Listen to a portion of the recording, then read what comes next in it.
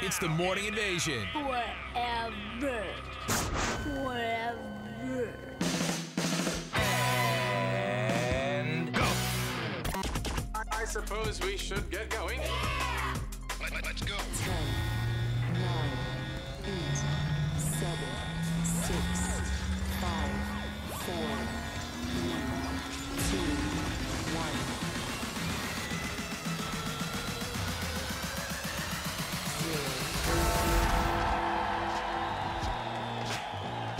And good morning. What's happening?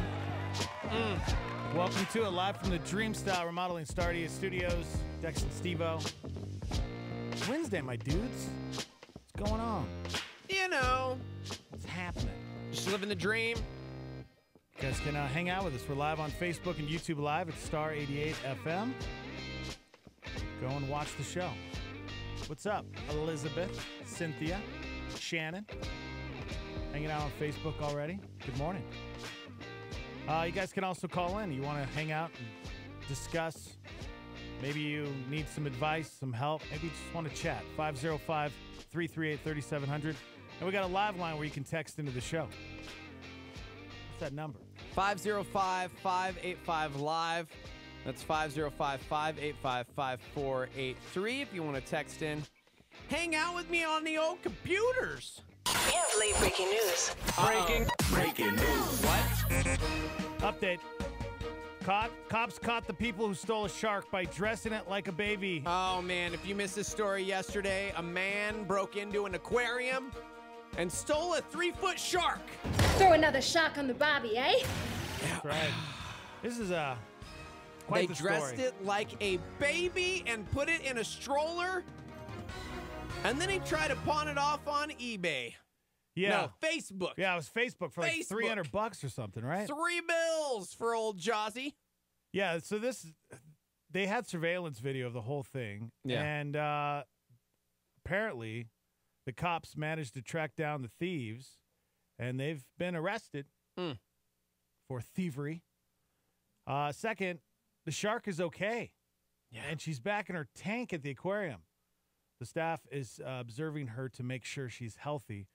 Apparently, one of the guys who stole the shark took her home, put her in his aquarium. Yeah. According to the cops, the guy was able to keep her alive because he, quote, knew what he was doing. Yeah, he had a full aquarium in his home and was taking care. What's happening? What's happening? What are you doing? I don't know. Do you remember yesterday when we told the story? Wait, you talking to me? Yes. Wait, what did I miss? What did I miss? All of this. What? We knew all of this. Yeah. This What about- isn't breaking news. Oh, yeah, we're in. Let's see. No, wait, hold on. No. Did we talk about how they caught the thieves? Because he posted on eBay. Did we say they caught the thieves? Yeah. We did? Yeah, Where was I? they posted on Facebook they were trying to sell it for $300. Oh, you know what? And Gosh, darn it. Well, why couldn't you have just gone along with it? yeah. Because The one thing we Darn it. didn't know yesterday was that the shark's name was Miss Helen. yeah, that's it. That's exactly That's why we needed to do this. Breaking that's an news. update. Breaking news. The shark's name is Miss Helen. And if you weren't on the show yesterday, you didn't even hear the story. No, you didn't. You didn't hear it. So that's you why. never listen to me. That's why I don't remember anything we talked about. Are we at that so- point in our relationship already? Gosh. It's like a marriage where you listen to the first half of the story because about halfway through, I'm like, worried. breaking news, man. They caught the guy. Told the whole story. He has a giant aquarium at home. He had all these exotic fish and stuff in there. Yeah. He was caring for the shark. He was trying to sell it on Facebook for $300. Yeah, I don't know. I don't remember the story at all, actually. Yeah. It's kind of the first time I've heard it. They thought the shark was going to die because they smuggled it out in like a bleach bucket, remember? yeah. But actually, Yes, when you're they- right. I'm wrong. I'm sorry. It's cool, man. It's cool. This is how it begins, guys. Marital problems. I feel like it's been like this for a Marital while. For a problems. while now. yeah. You just don't listen to me. One thing, I hope Kay Peterson's listening right now because I feel bad for her because she'll ask me when she gets home from work, she'll be like, so what'd you guys talk about this morning? What were your topics? And I'm sitting there going, I don't even know. I can't even remember. I don't remember any of this. I leave the show and it just kind of just drifts away. I live in this little dreamland. Yeah. In other breaking news, did you hear this?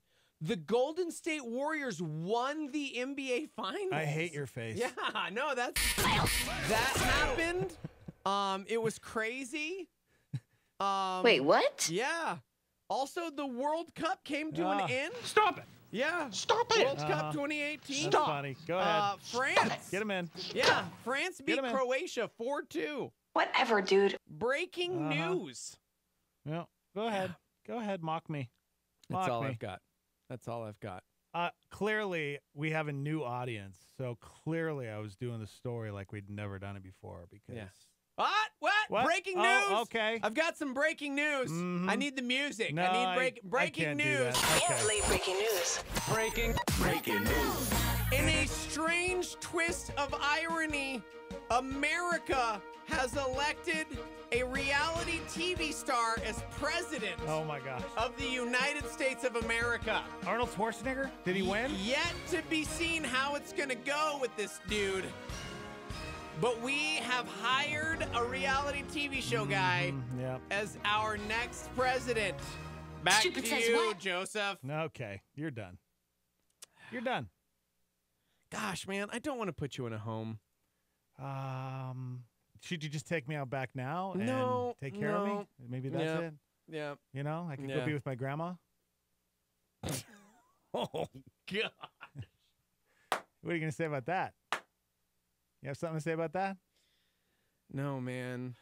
Maybe I forgot because I have a lot on my mind. Yeah. Hey, you You know know? what? You can't do this. What? You can't pull this. I can't pull that card, huh? Yeah. My grandma died yesterday, bro. That's real life, guys. That's don't. My grandma died. Don't. And here you are mocking me because I can't remember a story we did yesterday about a stupid shark that got stole out of an aquarium. Stolen. It got stole.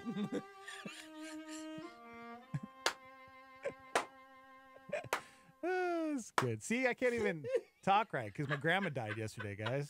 I don't have an excuse for all the other times. You're but so I'll dumb. use that one for now. You can't pull the grandma card. Yeah, I pulled the grandma card. To be fair, my grandmother died like 7 times in high school at work. So I Mm-hmm. kept having to remember the story. Like, wait, did I tell my job that she died already? Let me see how many Was times she you in the pulled. hospital? My dad died when I was 6.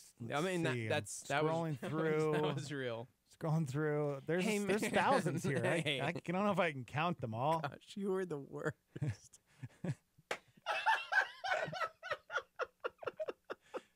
Yeah, guys, hey, I want to say thank you so much for all the kind words. I kind of regret posting anything on my Facebook and Instagram about my grandma dying. Yeah. why? Because, I mean, clearly people, they don't know the situation. They don't, I haven't been able to spend time with my grandma Toth, Mhm.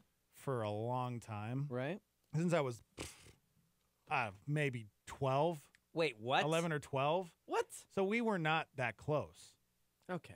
I did spend summers from the time I was a little Now you're kid just till now you're I just was a terrible 12. person. So I had that time in my life where she was a great grandma. She really was. But I wasn't as close as I am to my other grandma who's still alive. So, and it sounds terrible. You 'cause- are the worst human. You literally just said like, it's okay though. It was like other grandma. You Yeah, know, like I don't really when, know her all when that well. when other grandma dies, I'm gonna be devastated. But this I one, didn't mean for it to come out that way. But this that's one, it's kinda like what- you know, she didn't. She got me socks for Christmas. Yeah, You know, we it's- weren't close. It's like if an uncle dies that you So- don't really know. You're like, Yeah. oh man, that stinks. yeah. Yeah. Okay. I didn't really know my grandma that well. And wasn't it like a positive because now No, she's it's- like in glory and That's not that's in the other suffering. thing. And So I like, have that on top of, Yeah. dude, she's 92 Yeah. and she was in pain Yeah. and she needed to go home. Yeah. So it was like, yes, You too good for your home? yes. You go home. I felt bad because my Uncle George calls me, and he's just, I mean, well, of course. he's the son, you know, and Yeah, it's so his mom. he's like, he's just in tears, and I'm just like, oh man, I wish I could be there to give you a big old hug, man. And then I kind of felt bad because I didn't cry, but I'm like, I don't know her all that well. That's So- his mom. It's his mom. Uncle I George is understand. devastated. Yeah. Mourn with those who mourn. I'm bro. mourning, bro. I'm mourning. Speaking of mourning, happy Wednesday. Huh? Welcome to the show. Okay. Actually, speaking of mourning, did you hear about this story about the orca who's been carrying her dead calf? Okay, I quit. This is What the is wrong saddest with you? story ever, You guys. can't say that. You literally just talked about your grandmother dying, and you're Well, you talked transitioning- about mourning Yeah, with it's true. those. Okay. So Time to mourn with Shamu. this grieving mother orca. Whale. Come on, we all know it's a whale. She is her little calf, her little baby died, and so she's been carrying this baby around for about a week now, and all these other orcas have been following, and the experts are saying that they're mourning. This is like they're going through the grieving process right now. She's been balancing it on her head Oh, it's so sad, for guys. a week. Yeah, there's a picture of it, and it's this little baby orca on top of the mama's head, and yeah, I mean, does this happen all the time with orcas? Is this how they grieve? I 'Cause don't know, man. Or is this kind of a weird situation where this Gosh. mom just can't let go of her little? In little other baby? news, oh, there's none? Okay. Slow news day. Is it bad that I want to cry over this and I didn't cry over my grandma dying? Yes. God, what is wrong with me? Like, I want to cry right now. Like, That's because you're looking staring at a this. really depressing photo. Yeah, you're right. If I saw my grandma after Oh. she passed away, I probably would feel a little different. You're right. If I was there, I might cry. Yeah. But it's so sad, man. We'll be following this story. No. Although Minute by minute apparently people updates. are truly following. They've been monitoring her for months and months. And I guess this whole week she's just been carrying her baby. Oh. That is sad. In the Arms of the orcas. Yeah. Swim away with me. Oh, okay. Curmudgeon says the other orcas are following in the mother's wake. Yeah, dolphins and orcas, I mean, just whales in general, they Yeah. say that they could be smarter than human beings. Like, they have a whole other language system, and the way that they communicate, the way that they live is, in some ways, more advanced than the way we live. Yeah. Like, they're aliens, man. They have emotions, they have feelings. Very similar to us, you know? I wouldn't know. I went to SeaWorld as a child, and then I saw a documentary, and it was like, banning him! If you guys go to Banning SeaWorld, you should be SeaWorld! ashamed of yourselves. I didn't really actually see that documentary. Oh, my gosh. You should. I don't want to, because this is what happens. It's 2018. What we do is we go on Netflix, and we watch something, and then we're like, that's how I feel now, because of a documentary that was clearly meant to do exactly what it's doing to me right now. Here's the thing, though. I've listened to a couple different people that have worked at SeaWorld. Yeah. Back in the 80s and 90s. And right now, they are doing everything they can to try to shut it down. Because there truly are prisoners. These orcas, the sea life, they're prisoners there. Yeah. They're not meant to be in captivity like that. And I think I don't think they're allowed to get orcas from the wild anymore. I think now it's the orcas that are there, they give birth, and that's how they're able to continue to have Shamu, I believe. Or maybe it's after the last orca dies, they're not allowed to do it anymore, something like that. But it's truly sad. It's really sad. Yeah. Look into it, guys. We have a huge show today. We're going to talk about tutors. Parents are apparently hiring video game tutors for their kids. I read this yesterday, and there was a pretty big conversation at the dinner table between the fam Really? and myself, because obviously the children had a much different take than I did. I mean, But really, I would feel like you guys would be pretty similar because you both, I mean, actually, you are more of the addict. Oh, cool, bro. And your kids only Thank get you. what, an hour a day? Yeah, hour a day. How many do you get? I can't remember the last time I played a video game. Oh, really? How, Yeah, apps let's don't see, count. about 10 Apps minutes? don't Oh, count. apps don't count. Yeah, That's- no, those aren't that's- video games that's at not all. a video No, game. that's not a video I mean, game. they count to my children, of course. They count to Yeah, my children. I mean, but that doesn't count to me. right, yeah. So they It's get not an a- It's not a hour, real video game. an hour of either an app game or their Xbox or PlayStation. That's September it. That's an hour a 7th, day. I will be playing a real video game because that's when the new Spider-Man comes out for PlayStation 4. Thank you Okay. very much. Yeah. Fortnite, guys. Whoever created Fortnite, whoever you are out there, I need you to know what you're doing to parents across the globe, okay? Because your game has completely taken over and our children have become total addicts. Well, maybe you need to hire a video game tutor. We'll talk about it coming up. Also, coming up, 7 o'clock hour, Holly Slade going to be joining us. Feed In 'em Kids. If you didn't know, there are thousands of children right now in our state that go hungry. And we're number one for childhood hunger. That's insane. Yeah, dude. Yeah, I can't wait to talk about this. Trying to continue to raise awareness for this because, man, we got to do something, New Mexico. We're better than this, New Mexico. We're better than this. Yeah.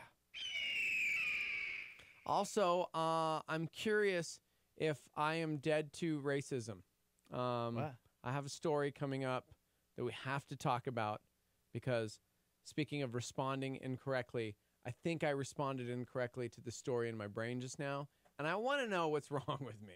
Okay. So, again, it's 2018. Mm. We got to be culturally sensitive. Okay. One dude trying to make a point about a particular mascot is deciding to raise awareness. And what he's doing is causing quite the controversy. In my own mind. Okay. We'll talk about that today. We'll work it out, man. We'll work it out. Live from the Dreamstar Remodeling, Star 88 Studios. Good morning, everybody. Welcome to it. Live on Facebook and YouTube Live. What's up, Paul? You guys can chime in, 505-338-3700. What's the live line number to text in? 505-585-LIVE. That's 505-585-5483. When we come back, we have an update on the story about the cops who caught the people who stole a shark.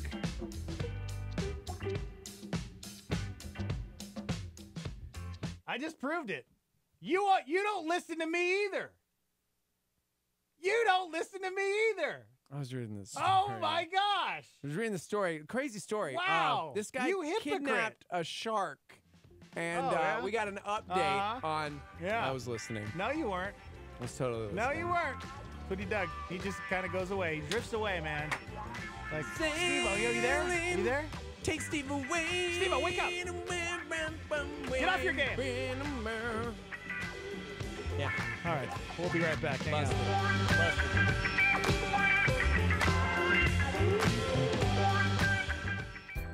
Evangel Christian Academy is a private school that is Christ-centered for tomorrow's leaders.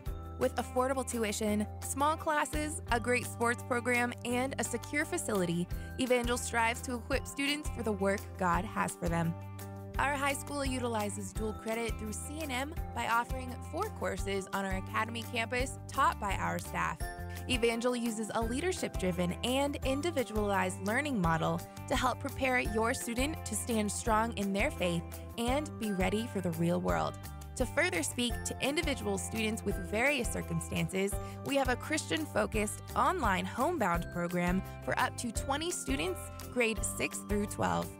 For more information about our programs, grade K through 12, please call 505-883-4674 or go online to ecanm.info. That's ecanm.info. Here's a solar flare from J. Vernon McGee. What is your ambition in life today? Is it to get rich? Is it to make a name for yourself? Is it even to do some wonderful thing for God? The highest desire that can possess any human heart is a longing to see God. Star 88.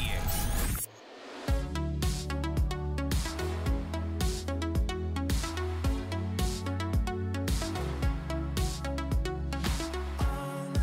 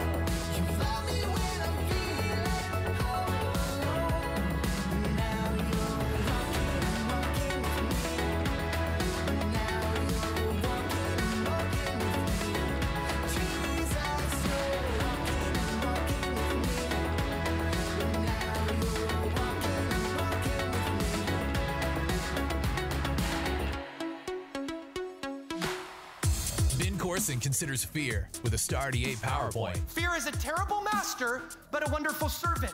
When fear bullies you around, it's terrible. But when fear is a servant directing you in the direction you need to go, it can serve you as a compass.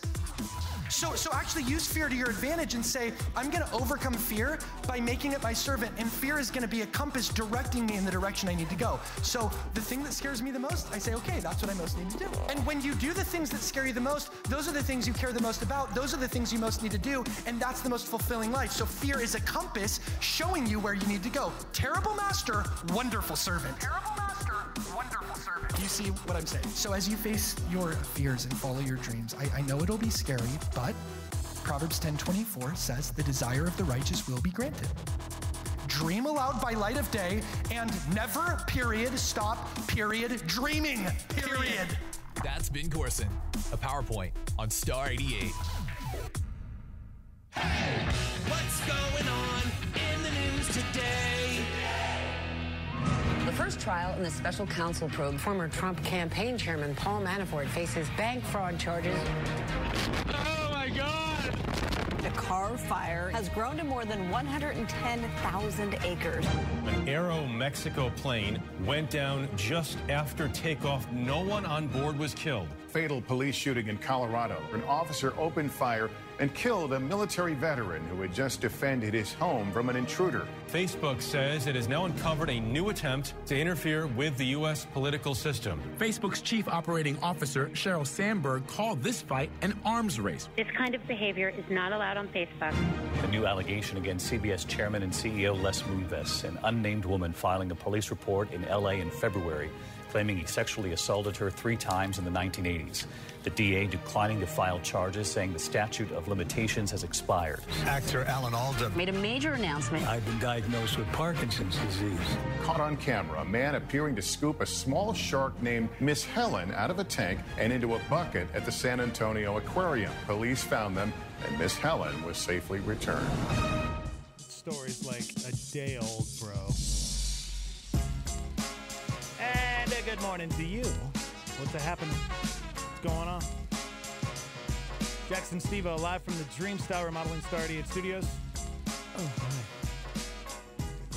So, if you live on the west side, maybe you attend Calvary Albuquerque, maybe you don't attend a church at all, we got a west side campus opening up, and we're throwing a party Friday, August 3rd from 6:30 to 8:30. It's going to be at Noah's event venue. And it's basically a party where there's going to be some food and there'll be childcare, and you can come and get information on the new campus and, you know, maybe how you can get involved and volunteer and be a part of the church. It's going to be cool. Calvary Church Albuquerque. West Side. It's happening, man. Guys. It's right there on Corza Montano. Busiest intersection in the city. It's where Hastings used to be. Yeah. Oh, man, coming up, 7 o'clock hour, our friend Holly Slade, Feed In 'Em Kids. We'll talk about some really cool things that Feed In 'Em Kids is doing to help those children. Because summer's tough, man. I can't imagine what it's like because most of these kids, they're getting their meal at school. Mm-hmm. They're getting their free meal, and then they're not eating dinner. And in the summertime, what are they eating? Right. Where are they getting their food? Right. It's obviously something we need to talk about because there are people, like, I get hangry if I don't get to eat for like half a day. Oh, man. Yeah. You know what I mean? And as a child, do you remember being a kid and you just think you're dying? Yeah. I like literally would You tell can't my mom, focus, I'm dying, Mom. You can't, I'm dying. you know? And so I feel like my stomach's eating itself, Mom.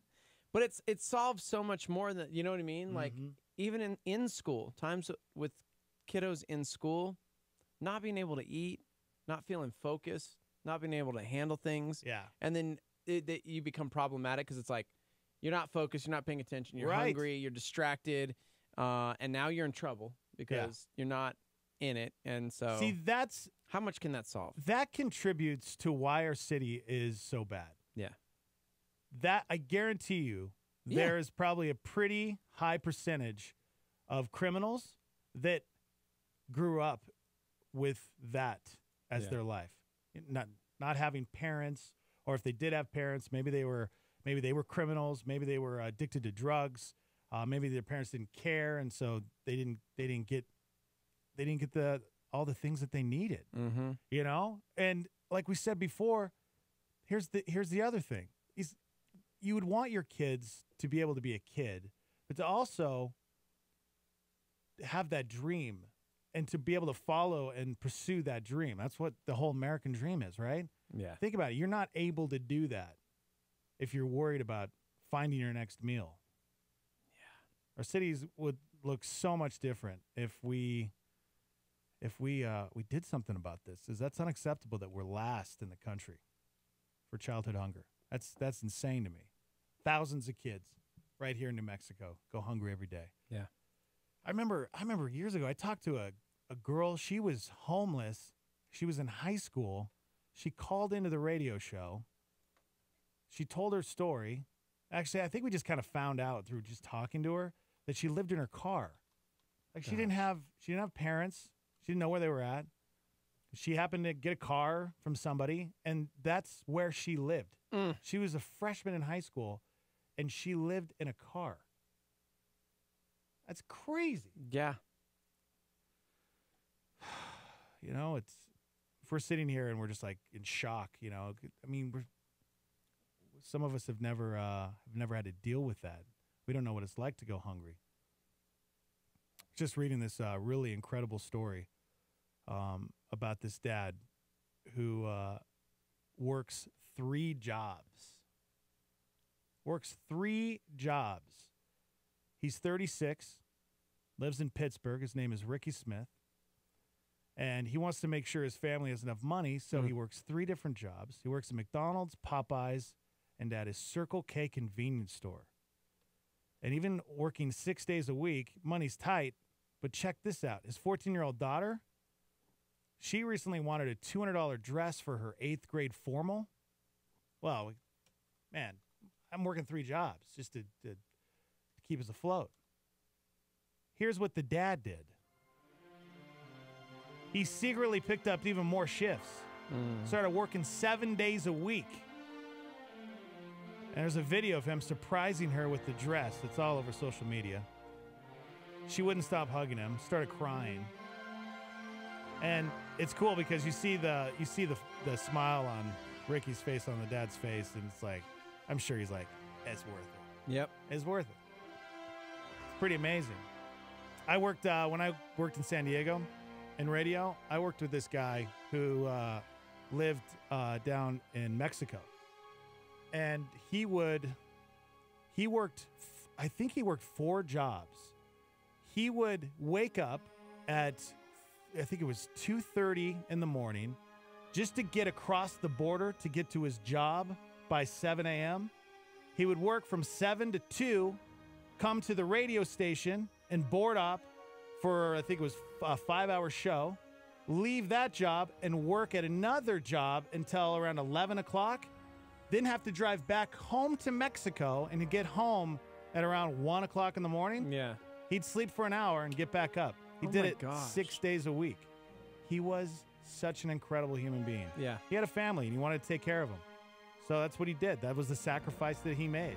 What's incredible is you see this Facebook video of this daughter getting the dress and the huge smile on dad's face, and the daughter told a reporter that she had never felt more love in her heart and that she's really lucky that he's her dad.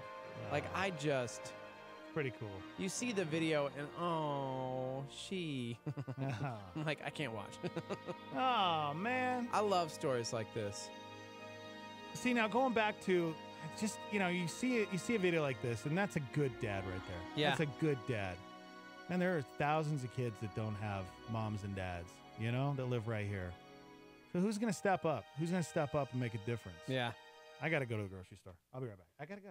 You're the worst. I gotta leave, man. dude. Why you gotta go? You gotta work another job? Because I'm sick of the right excuse now? that I always have. The excuse is that I'll do it later. I'll make sure and get the groceries later. I'll get the extra later, and I never do. You don't. I gotta go. Okay. Just gonna go now. Well, but then if you go now, you're not taking care of this responsibility. So you'll be fine. You're just dude. gonna need to find I was more gone time for a in month, your day. and you did great. You're gonna need to find more time in your day. You did great. We're making people tear up on the live line. We got to stop it. We got to stop it. Got to get back to stupidity. We can't tell heartwarming stories. Let me see if I have a stupid story in here. Let me see if there's any stupid stories in here. I've got another heartwarming story. Do you want to do another heartwarming story? I need special music. Spider-Man, Spider-Man, he can talk to fish underwater. When he turns green, he grows in size. His clothes rip off from kryptonite. Here comes the Spider-Man. That's not the actual. It's not the actual theme song. Is this what you wanted? Today is August 1st, 2018. A day that will live in infamy. That's not the right quote. Mm-hmm. August 1st is National Spider-Man Day. Guys, Spider-Man is one of the greatest superheroes in the history of all time. Hey, everyone. Do we know why it is August 1st? Spider-Man Day? Was this the day that Peter Parker got bit by the spider? No. Oh. No? No? One more. Was this the day that Tony Stark gave him his first Spider-Man outfit? Man. Think practically, bro. Come on. What do you mean practically? Come on. Why would today be Spider-Man Day? Is this the day that he figured out how to shoot his web shooters? Man, you are taking this way too seriously. Spider-Man Day. It's National Spider-Man Day, bro. Come on! Because today was the day that way back in 1962, a Spider-Man was birthed in Stan Lee's brain hole. That's cool. Yeah. August 1962. Stan Lee came up with the idea for Spider-Man, and the character first appeared in a comic as the supporting character. Fast forward to 1963, and Spider-Man got his own comic, The Amazing Spider-Man.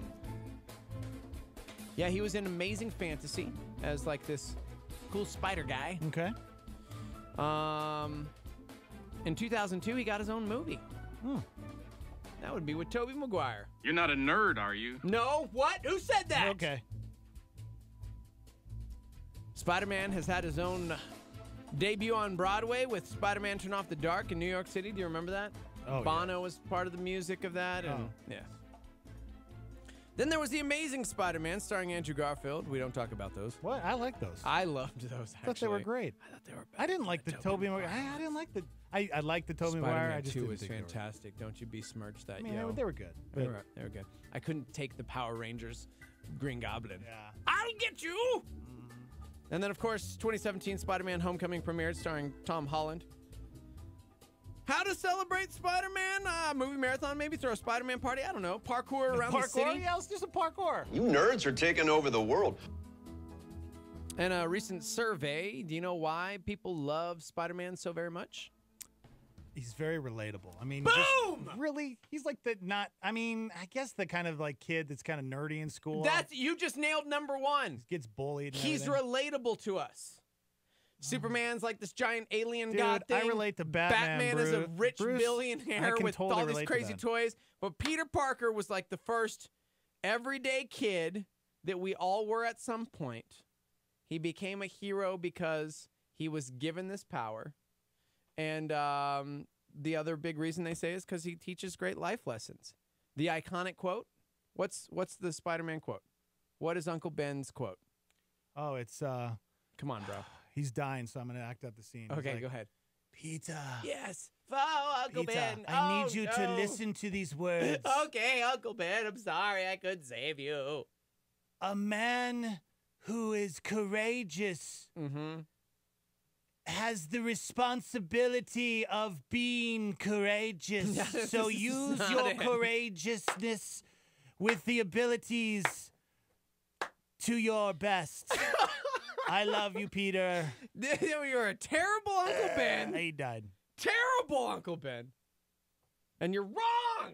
You're wrong. Come on, bro. With great power comes great responsibility. And it was actually great rice responsibility. Oh, responsibility. Uncle Ben's You rice. had that accent. Oh, I hate you. Stupid. Uncle Ben's rice. But that was why people said they loved him. So today is Spider-Man Day. With great power comes great responsibility. Did you know that that's really actually biblical? Luke chapter 12, verse 48 says, everyone to whom much is given of him much will be required. To whom much is entrusted, they will demand the more. It's a biblical principle, this whole Spider-Man thing. With great power comes great responsibility. We've been given so much through our Savior. And so in context, it's talking about the one who doesn't know, right? Like, you're still going to pay punishments, but you're not going to, it's going to be like a lesser beating, if you will. Yeah. Is the terminology used. But to whom much is given, much of him will be required. So those of us who have knowledge, those of us who have ability, those of us who have finances, those of us who have family, those of us who have whatever it is that we've been entrusted with to take care of, we've been charged over these things. Man, it's a great responsibility. Which is why I'm excited to talk about Feed New Mexico Kids, because we all have the ability to help a hungry child. Like, we all have that ability. And now that you have the knowledge of it, you have a responsibility. Yeah. So what are you going to do with it? Yeah, right. Happy Spider-Man Day, everybody. Yep. Loves me some Spiderman. We've had like 9 people chime in Spiderman. on the live line saying, please Spiderman. call Teo. Spiderman. Somebody said, but why was he Spider-Man if he was a teenager? Why not Spider-Boy or Spider-Teen? Well, here's why, bro. Because then the enemy would know that he was a teenager. Yeah, man. Spider-Man, they're looking for a grown-up. That's right. Ain't nobody looking for some teenager in high school. I'm a nerd. Use your old brain noggin thing. Come on, dog. I could relate to Thor the most. I mean, Thor, we look a lot alike. Father's Odin. Right. He's a god. Right. Exactly. I mean, You we live look alike. in the sky. You know, we love hammers. Good old Valhalla. I like a good hammer. You know? Mm-hmm. Yeah, I mean, it's very relatable. Yeah. How about you? Is it Peter Parker? There's no other character in the Marvel Universe that's like Peter Parker, where he's just... Well, now there's a ton. Is there a ton now? But in 1962, it was all like, The Flash. Yeah, I was going to say Barry Allen. Batman. Yeah, but even then, The Flash was... Well, back then, it'd be way too much nerd talk. Oh. So, no. So, no, they weren't like they are now. Spider-Man was this kid that was relatable. Everybody else they were grown-ups. The nerd smell is overwhelming. Sorry. Even if you're looking just to Marvel, to Captain America. It's like you aspire to be him, but nobody was related. Oh, yeah, totally relatable. Yeah. This really great American dude who's perfect in every way, like specimen of a man who takes out bad guys and punches Hitler in the face. Because he did that in the comics. I definitely can relate to the Incredible Hulk. I have quite the temper, and I turn green when I get mad. Okay. And I don't remember where I'm at after I'm done raging. It's very relatable. I wonder how many people can relate to that. Like, you know, people that just freak out, get triggered. Man, so many. So many guys. So many. So many. Spider Dude. What if I said I could relate to Wonder Woman? Well, Wonder Woman is basically Chick Thor, so yeah. They all kind of ripped each other off. You know what I mean? Mm-hmm. You look at superheroes for the most part, but then you've got this kid. Anyways. Yeah. Gosh, and I just want rice. You want Uncle Ben's rice? Yes. Okay. I need to make a T-shirt that says that. Oh, there's got to be a T-shirt. I think I've seen that T-shirt before. Great responsibility. Yes. It's got to be out there. Man. Speaking of great responsibility, this pizza guy has a responsibility of following and pursuing his dream. I don't know if you saw this story. There was a family near Detroit. They ordered some pizza last Wednesday from a place called Hungry Howie's, and they noticed the delivery guy checking out the piano in their front room. So get this, family orders pizza.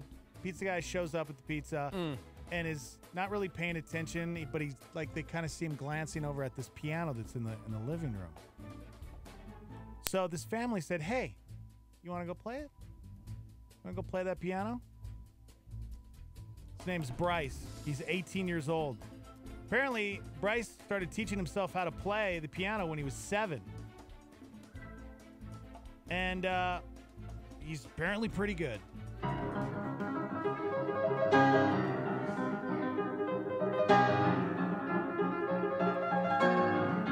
This is Bryce, the pizza guy. Wow.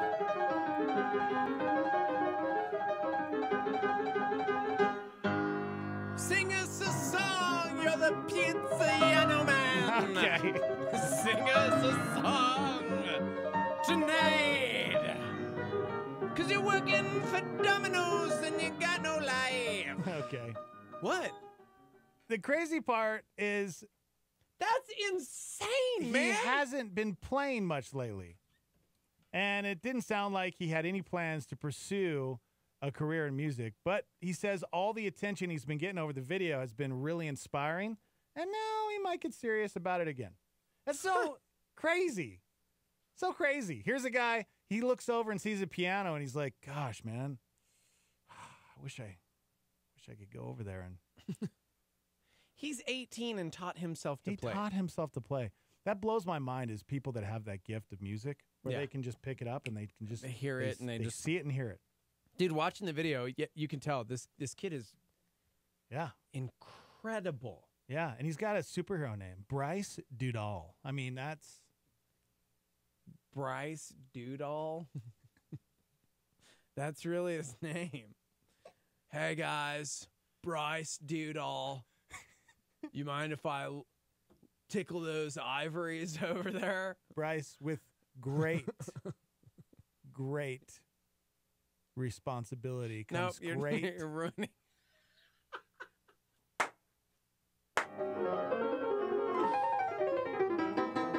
It's one of those heartwarming stories. It's always a big stress reliever to be able to just bust out some Beethoven or Mozart. Oh, yeah. Oh, it's a very beautiful piano. I know when I'm stressed, that's who I turn to. You want to come in and check it out? We never judge a book by its cover. You gotta see the video I just texted you. They said that this is me playing is the most action that they've actually had on the piano. My phone was blowing up with somebody shared it, somebody shared it, somebody else shared it. It was just nonstop.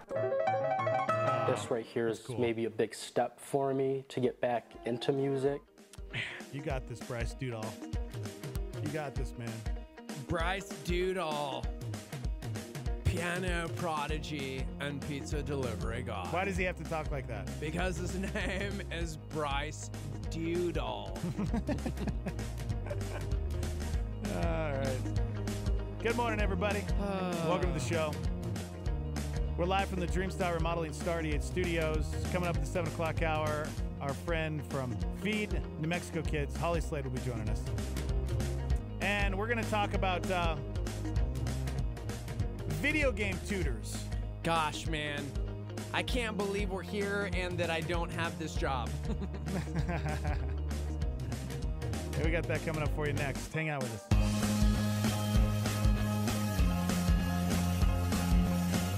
For over 40 years, La Salita Restaurant has been serving New Mexican food to Albuquerque. From starters like soups, salads, and Cindy nachos to entrees like chili rellenos, burrito de Eduardo, the BOG burrito, and carne adobada. La Salita is friendly to those who are vegan or gluten-free and offers catering, as well as a rewards program at 1950 Wansabo or online at lasalita.com. Star 88 thanks La Salita for their support. How can we bear up under the pressures on us right now? Pastor Greg Laurie says we can learn a lot from Jesus and the pressure he faced when he was in the Garden of Gethsemane. This week on A New Beginning, tune in for important encouragement for our toughest times and some solid instruction on sharing our faith. That's this week on A New Beginning with Pastor Greg Laurie. Make an appointment with Greg Laurie weekdays at 8:30 a.m. on our sister station, KNKT 107.1 FM. Whether at home or the workplace, we're all leaders. Become a better leader in this leadership moment with Craig Groeschel. For most leaders, the barrier to a meaningful life is not a lack of commitment. You're driven. It's not a lack of commitment, but for most leaders, it's overcommitment. Let me say that again because this is going to hit some of you. The barrier to a meaningful life for most leaders is not a lack of commitment, but overcommitment. You're doing too much. In fact, I heard a preacher say one time, if the devil can't make you bad, he'll make you busy. Okay, I can't say it quite like he did, but you get the point. The devil can't make you bad, he'll make you busy. Busy, busy, busy. In fact, if you ask people, how are you doing nowadays? Almost everybody, busy. How are you doing? Busy. How are you? Busy, busy, busy, busy. Listen, busyness does not necessarily equal importance, productivity, or a meaningful life. Just because you're busy doesn't mean you're doing the right things. That was Craig Groeschel on a Star 88 Leadership Moment. Hear more at life.church/leadership podcast. This is Star 88 at 88.3 FM, KLYT, Albuquerque, Santa Fe, and online at star88.fm.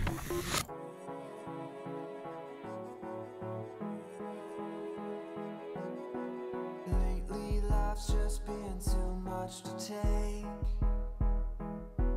I'm slowly wearing thin, I'm losing faith. It feels like any moment I could break. I need a miracle, I need a hero. If you're my champion, then I can't lose if I got you.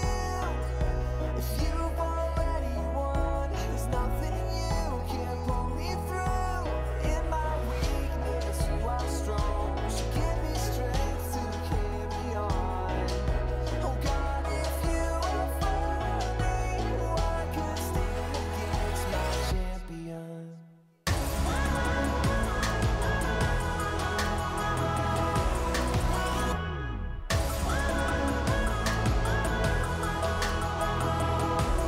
It's been so long since I've had any rest, and I've lost track of all the times I've wept. But I'll keep crying out to my last breath, and I'll pray to you till I've got nothing left. If you're my champion, then I can't lose if I got you. If you've already won, there's nothing you can't pull me through. In my weakness, you are strong. So give me strength to carry on. Oh God, if you are for me, I could stand against my champion.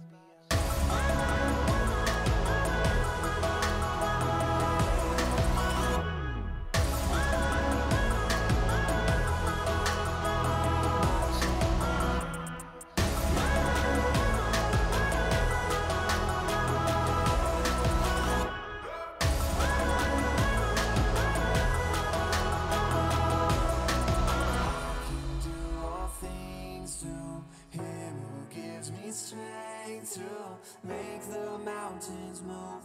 He will make these mountains move. I can do all things through Him who gives me strength to make the mountains move. He will make these mountains move. You're my champion, and I can't lose if I got you. You've already won, there's nothing you can't pull me through. In my weakness, you are strong. You give me strength to carry on. God, if you are for me, what could stand against me? God, if you are for me, what could stand against my champion? My champion!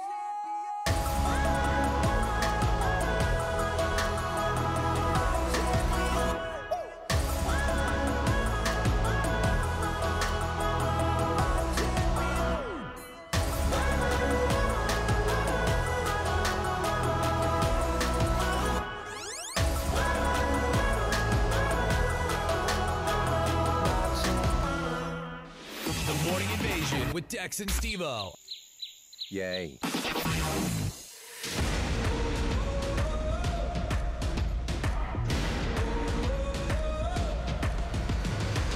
Feeling the pressure, the rumbling, crumbling under your feet now. No one can protect you. The trembling, settling into your knees. Nah, nah, nah, nothing that you could say. Nah, nah, nah, no way to get away. Chasing the will to be better than anyone ever, and we'll never stop.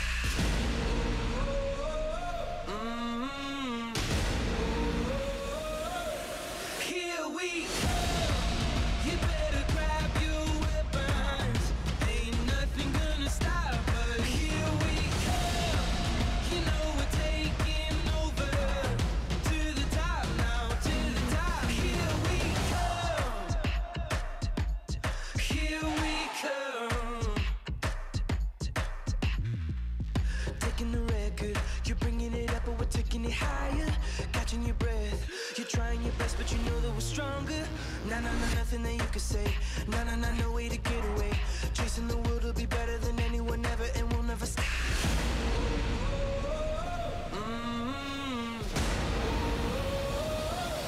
Here we go. You better grab your weapons. Ain't nothing gonna stop us. Here we go. You know we're taking over. To the top now, to the top. Here we go. You run, but you can't hide from us. You run, but you can't hide from us. Rumors of war will knock at your door. Rumors of war will knock at your door. Rumors of war will knock at your door.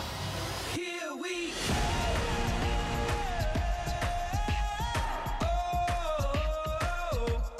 Here we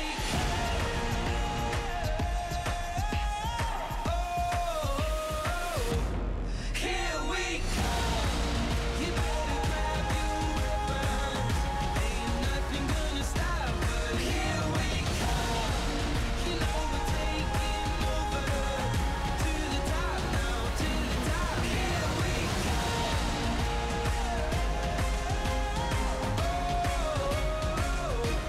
Here we go.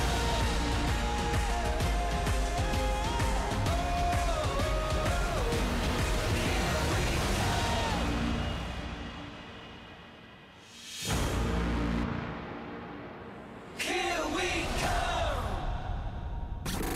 The Morning Invasion. Tears America apart and brings the world to the brink of nuclear apocalypse. On Star 88. Boring moments in sports. Last night, the Washington Nationals beat the New York Mets 25-4. In the fifth inning, the Nats were up 19-0, something that hasn't happened in baseball since 1876. Bryce Harper had so many hair flips, he's being treated today for whiplash. Join us again next time for Boring Moments in Sports. Yeah. Sure you watched every minute of it. No. Yeah, you did. No. You lied to me. That's a lot of runs, bro. Yeah, that is a lot of runs. Is that the highest? What's the highest score in baseball? What's the highest score? How many, what team and how many points? What would you say? Take a guess. I mean, I'm going to say 62 points. Okay, that's stupid. I was going to say 27. But 27? the record for most runs scored by a team in a single game is 36. 36. Set by the Chicago Colts. Wow. Now the Cubs. Against the Louisville Colonels. Yeah, Wow. this happened in 1897. Wow. And there was baseball back then? Yeah. It's crazy. Yeah. Hey, welcome to the show. Good morning. Hey, good morning. I Who's just this? wanted to say, while I'm away, I expect the toilets to be clean, Oh, that's the your garage dad. to be cleaned out. Dad. Oh. Don't forget to cut the grass. Dad, we're on the air. You know, if you can. What? Why are you so embarrassing? We're not on break anymore, Dad. You're on the air right now telling him all of the Why do you things have to he has embarrass do. me in front of everybody? Yeah, so Did you write it down? Can you please make sure you clean up all the dog poop in the backyard? okay. That's Jake's responsibility. Did you write it down? Like, did you put it on the refrigerator? Because he's going to forget. No, we have it recorded. It's live on air, and now you can just play this back on the podcast. Oh, perfect. Perfect. Okay. It Have says fun. hi, and I love you. Love you too. Bye, Mom and Be Dad. safe. Curfew is 8 o'clock. Okay. Oh, wow. 8 o'clock. 8 a.m. 8 a.m. Didn't specify. That's right. How was that kid? Gosh, I'm the worst kid. Wow, are you partying right now? All right, have Okay, fun I'm on gonna the go party now. bus. Love you. Bye. Bye-bye. Who's that guy that keeps calling saying he's my dad? Well, that's your dad. That's So- not my dad, guys. Oh. That's not my dad. You better pick up all the dog poop while they're out of town. That's Jake's job. Mm-hmm. You know? That's Jake's You know, job. why is it his job? Why can't you just be a servant? They're and his serve? dogs. Listen, Jack and Luke. Does it matter whose dish that is? I asked you to pick it up. Can you Wow. just please do what I asked you to do? Sorry, I'm getting. Jeez. You all right, bro? Whew. You Blanked okay? out there for a second. Just. You all right? Yeah, I'm good. Are you sure? I think so. Okay. All right. He forgot to say no wild parties while you're out of town. So curfew is 8, but what if you home the whole time? House party! Yes. That's what I'm dude, talking so about excited. right there. What time should I be there? I don't know, Like, but man. what time Just should- whenever, just- dude. okay. Whenever, dude. Okay, man, I'm there, bro. Yeah, bro. I'm so there, dog. Yeah, bro. Woo! Wild night. We're gonna watch The Bachelorette. And just hang out. It'd be great. Yeah. All right. Tutors. Tutors. What are they for? What's a tutor for? What would you say? To help you achieve greatness in whatever field of study it is you're trying to get better in. Wow. For instance, mathematics. Yes. English. School. Yes. Yeah. I mean, what about baseball tutors to help you with Do you your call them swing baseball tutors and your game? or coaches? You call them coaches. That's right. Not a tutor. It's not a tutor. It's not a tutor. You okay? I'm okay. Okay. Yep. Yeah. Steve and I are very old.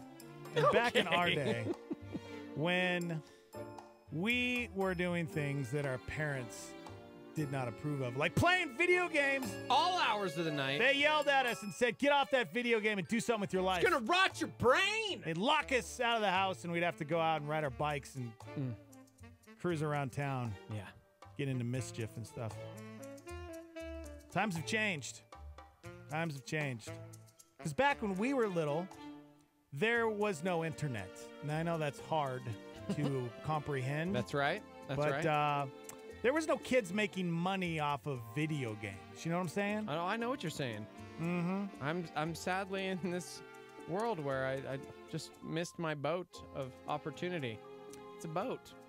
Well, now, in this beautiful age of the internet, the year 2018 for all you time travelers out there, parents are now hiring video game tutors makes to me help sick. their kids.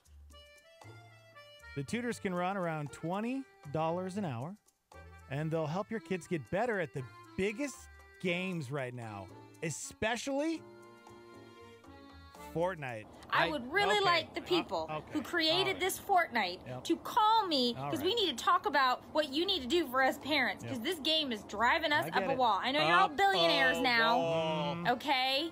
But you need to do something for us because this is making us crazy. Okay, get out of here, lady. But imagine if that mom, instead of wasting her time making a YouTube video, actually just parented her kid. I'm just saying. Mm-hmm. Yeah, it's not a... Fortnite is only making you as crazy as you allow it in your household. Yeah, that's true. Know what I'm That's saying, true, dog? That's true, yeah. Come on, parents. That's true. Parent! Whoa. Parents are hiring video game tutors for their kids to get better at Fortnite. Back in my day, when I was terrible at a video game, you know what happened? What? I got made fun of on the bus. Oh. I got owned. Those were. I was sent to the back of the Street Fighter 2 line. Oh, gosh. I had to put my quarterback on the arcade. Oh, gosh. Wait my turn because I got smoked. I didn't go home and cry. I didn't get a Russian tutor to help me become a better Street Fighter 2 person and destroy someone with Ken or Ryu. I improved the old-fashioned way. Yes. By playing hours of video games by myself when my parents were asleep. Stop hitting it. Jeez. You almost made me hit the wrong button again. Sorry. All right, so what would possibly possess parents to hire a video game coach for their kids? Let's talk to one of these tutors. Hi, I'm a tutor. My name's Joe Todd. You can hire me to teach your kids how to improve at Fortnite. Ah, yes. Because that not only improves their gaming, but their social life as well. I know there's a lot of pressure out there to play games and to be as good as your other friends. So if you hire me, I can help your child achieve those goals. I get it. Your kid's obsessed with Fortnite. Maybe your husband's addicted to a stupid app game. But did you ever realize that they could actually make money? That's right. I could teach your kid to make a 6-figure income, possibly a 7-figure income. Hire me now. You want to hire me, bro? I don't want to hire you. No? Okay. No. All right. No. People are just chiming in. See, look at this. Grown-ups mocking me. This is why you lost, Steve-O, using Ken or Ryu. It was always Ken, bro. Cameron wants to know, why was it a Russian tutor? Because Zangief, Cameron. Zangief. Zangief. The Red Cyclone. I can't believe this is real. Well, actually, I can't. Exactly. I can't. Then I think can't. about this. Yes, I can. Think about this because I'm a bad parent. I'm a terrible parent. Yes, go ahead. Continue. I feel like I missed the boat with one of my kids, at least. I mean, Landon's pretty good, but Caleb, my oldest son, oh my gosh, he's one of those kids who probably he's either making money behind our back and we just don't know about it. Like, I wouldn't be surprised if my oldest son had a bank account with thousands of dollars in it, because that's the type of like kid he is. Like he's smart, and like I've caught him like trying to make money by selling things that he found on the side of the road. That's cool. Like he's an entrepreneur. He's got a bank account in the Swiss Alps. Exactly. I wouldn't be surprised. An offshore account. Exactly. Like he's the kid. But here's the thing: when he was like 13 and 14, I threw the hammer down and was like, "Hey, bro, you get 2 hours a day." You're never gonna make a life playing video games. I told him he got 2 hours a day, and he lost his mind because, you know, him and his friends, they're like, it's like you with your alliance. I don't know what you're talking about. Yeah, okay. Your alliance, because of this app that Steve-O plays, they get mad at him if he doesn't, you know, do his job. Yeah. Speaking of. Yeah, exactly. Yeah. He goes to the bathroom a lot, guys. And I know exactly why. But I threw down on him, and I did not take advantage of... I know. We could have exploited our children. I could have been so rich. For playing video games. And now my son's going to be rich all alone. Now, according to the Wall Street Journal, parents actually claim they have good reasoning behind why they're hiring tutors to up their kids' Fortnite abilities. Parents, you've got to call in. We've got to talk. I can't believe this is real life. Now, this is tough. We talked about this before, because why is it that video games have such a bad rap? You know what I'm saying? Like they rot your brain. But they don't. They don't. I know. They've actually done studies on this, and they actually your hand-eye coordination. Hand-eye coordination. It actually helps stimulate the brain. But they can become obsessive, man. Yeah, you know what I mean? Exactly and so right. we have to we limit it, just like all things, right? All things in moderation at the Jeter household, because I think they can become obsessive, and my boys, I've seen my boys flip out when I say no to the old video game action. Right, but and then I'm like, look okay, at it this way. Handle your biz, and in 3 minutes, you're going to be fine. How many hours a day does Luke practice baseball? Right. How many? a lot. A lot. 3 to 4 hours, maybe? We even set up, like, I have a T now in the garage where he can just... So why is it he because can do that is a skill that he can actually use. Oh, we can't use video gaming skills in life? When was the last time a kid got a scholarship? Shut up, nerds. Oh, my gosh. For playing video games. Are you serious right now? I mean, serious? There are, like, thousands of kids right now that are making more money than us combined playing video games. Thanks, 1%er. I'm serious, though. I know. I'm serious. Luke's great at baseball, so Yes. you're trying to, and he wants to be good at it, right? That's the thing. As a parent, I feel bad because I do feel like I failed my child in a couple areas. One was video gaming and also skateboarding. Like I threw down the hammer on skateboarding because I didn't want him hanging out at skate parks with usually bad kids. Oh, bad kids? Exactly. Gosh, you're the worst. I am the worst. You're I judge. that dad. Yeah. And to this day, he still is mad at me over that. And I do feel a little guilt over it because I could have done a better job of going to the skate park with him. Yeah. And here's the thing, parents, for those that don't realize, it's true though, you can make money playing this video game. There's a couple, obviously these are big, like Ninja. Oh yeah. He's about ready to make his Fortnite debut. Dr. Disrespect. A dude chimed in and said they make almost 10 grand for like a 10-hour stream. Yeah. Just a stream of them playing it.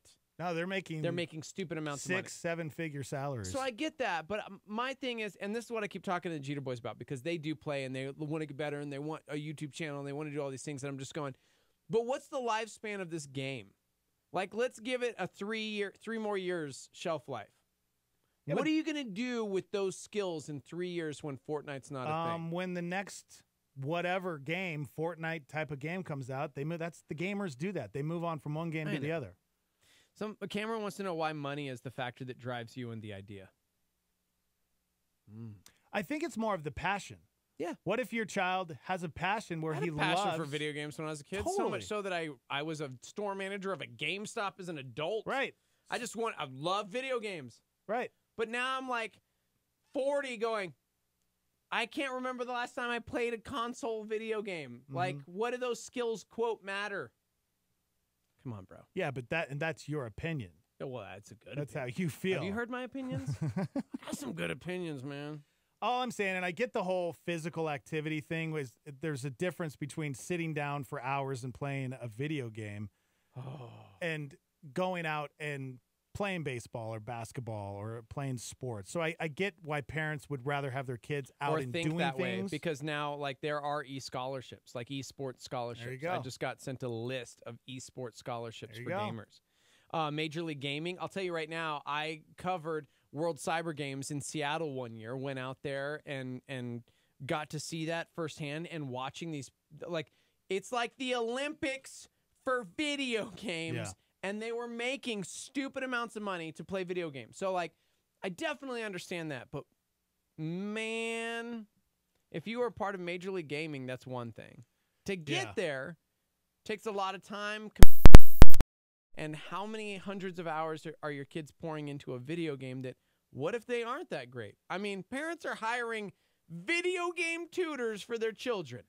Think about this, though. How many kids that play baseball, soccer, football aren't good, but they're spending hours trying to improve themselves. Yeah. Knowing this kid will never get a scholarship to go to college. This kid will never play professional. There's so many things to say about this to me, because I'm like, I think it's different when you're actually interactive outside in a team setting, because it teaches you life skills. I love the game of baseball because I think it teaches you life skills. The game of baseball is all about failure. Like, Hall of Famers in Major League Baseball, batting averages are like in the 300s, which means 70% of the time they're grounding out, striking out, popping out. And it's the adversity and what they do when they fail, not when they succeed. I get what you're saying. And it helps them in life. What you said right there. Problem solved, real life. Why can't you say the same thing about a game of Fortnite? You lose in Fortnite. Because when you can learn lessons. When I see my son strike out, team play, he can handle it. when I see my kid get sniped by a 12-year-old. I was just gonna say, and they launch the controller across the room and lose their minds. But that's where you step in, because how many kids in baseball lose their minds and throw a baseball bat and cry? So as a parent, you step in and you teach your kid that that's not acceptable. Just like if your kid threw the remote across. I'm going to start treating Fortnite like baseball Thank practice. you. I think I'm just you going to should. stand back there and just guide them. Yeah, encourage them. And when they lose, I'm just going to be like, hey, we'll get them next time, bro. Hey, don't hang your head. Hey, look me in the eye. Look me in the eye. You'll get them next time, okay? Next time. What are you going to do next time? What are you going to do better next time, okay? Maybe not just camp out in that bush. Everybody knew you were sniping from that bush, obviously. You got to move around. Be strategic with it, bro. Dude, can Build you a better imagine? fort. Can you imagine your kids? I'm going to do that. You should. I'm doing this. You should. Because what you just said could apply to video gaming. There can be lessons. Think about most jobs in America right now are what? Behind a desk or a computer in a cubicle. There are millions and millions of people right now. That's their job, on a computer all day for 8 to 10 hours a day. Yeah. Yeah. I mean, there are those rare instances. Thebes said, I have a friend that just got a job with Blizzard. That would be incredible. He wanted that job since he was 7 years old. He is now 30. For those who don't know, Blizzard makes World of Warcraft. Yeah. Honestly, think that would be the worst job possible, because it's coding. Like, can you imagine just coding and coding for like 80 hours a week? I can't. Ugh. No, thank you. But I guess the end result would be totally worth it. But oh my gosh, I can't imagine having that job. Yeah, somebody said the Fortnite skills themselves may not transfer, but a lot of these kids are streaming, learning how to market themselves, develop a personal brand, and those skills do transfer. And that is a really good point, because it's true. I will say that, reading the article in the Wall Street Journal, the number one reason parents wanted to get tutors for their kids for Fortnite was because it helped their kid improve in their social life. Yeah. When Landon jumps on, he's with 5 of his friends playing Fortnite. Oh, yeah. And they all have a job and a role to do. Right. And so he's communicating with his friends. I will say I like he's that like, aspect. Zach, you're going to go around. I'm going to go left. You're going to go right. Yep. There's a sniper up on top. Duck, get down. And so it's like this communication, and you're sitting there going, wow, this is unbelievable, watching like my son take out a sniper or build. It's crazy. Yeah. No, I definitely agree with that aspect. Luke's always got his headset on. Yeah. It's like he's the dude in the heist movies in front of the computer. 30 seconds. 30 seconds and clear, go. And he's seriously always like instructing the rest of the team. But what about the kid that's just following the lead? You know what I'm saying? Right. Not all of them are team leaders, bro. No, I get it, bro. Some of them are just team followers. Now, I know we have to go to break. We're running up on time here because we got Holly and Dustin hanging out. Yeah. Feeding them kids. But there was you should look this up. Google 60 Minutes. They had they did a special on video game addiction, and they specifically talked about Fortnite and a lot of these games, and how the creators of the game, they actually know how to make the game addicting, and they do it on purpose. You're going against your own thing. But no, hold on. Anything can become an addiction. Anything can. Tell me the last kid that ended up in rehab because he was addicted to playing baseball outdoors. I bet. Google it. I bet you. Oh, okay. Yeah. I bet. Tell me the last kid. Tell me all these problematic kids that we're seeing in like situations where they have no social life because they're just stuck in there and they just become aggro and crazy But sports. I get what you're saying. Yeah, I call it real sports. What are you going to do, nerd? This is the one thing I do want to say though, and I think this is what we're missing, is there has to be a limit with everything, right?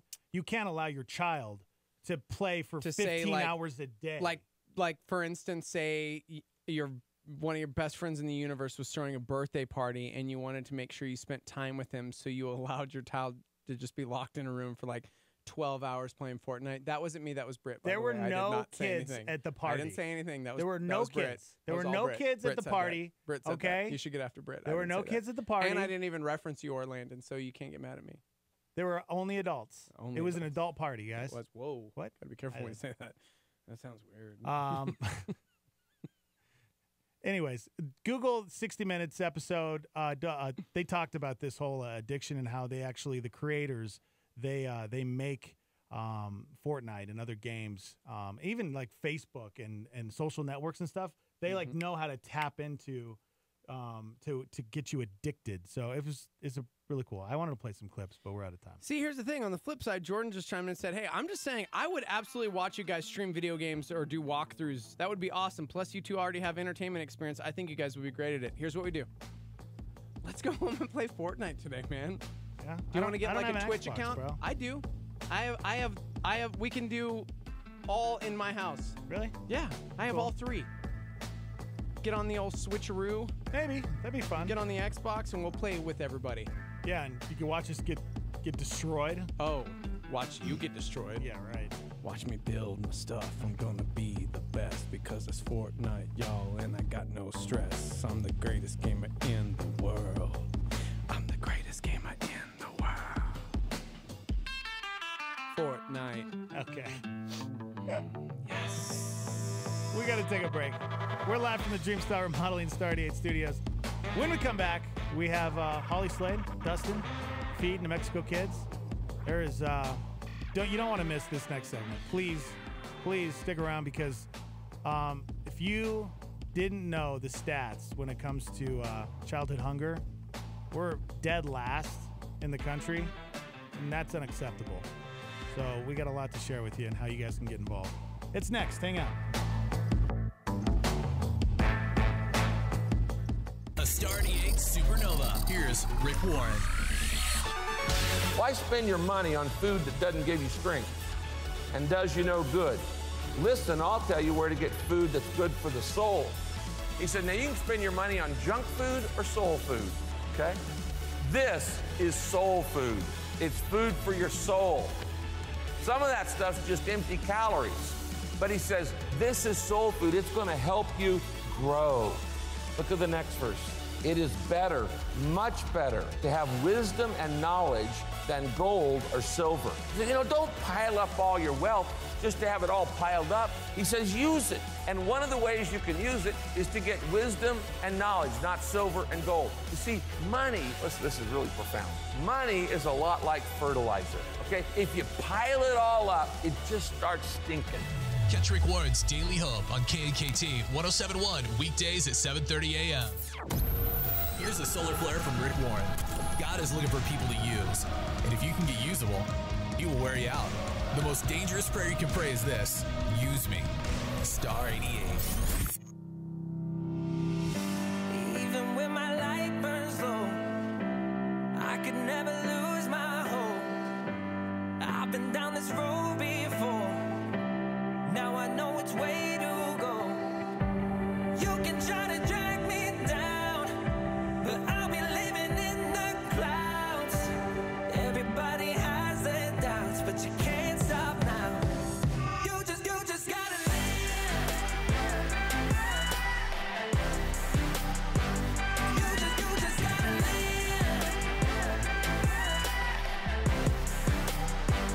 You just gotta. Yeah. I want it like I need to breathe. Yeah. Make it clear like I need to see. Woo. As a kid, mama told me sky's the limit till you hit it like King Griffey to the fences. Out of there, out the park, hit and run. That's my drive. It's a vibe, been that way all my life. Yeah, I shut it down when I shine with the truth. Yeah, I ride with the crew. Gave my life to the truth. Testify. Walk on water like the son of man. Understand? I'll never drown. Take a hit, never quit. Might be down, but never out. There are days that I fail, and the train's off the rail. Through the pain we prevail. Tell them you just gotta live. Even when my light burns low, I could never lose my hope. I've been down this road before. Now I know which way to go. You can try to drag me down, but I'll be living in the clouds. Everybody has their doubts.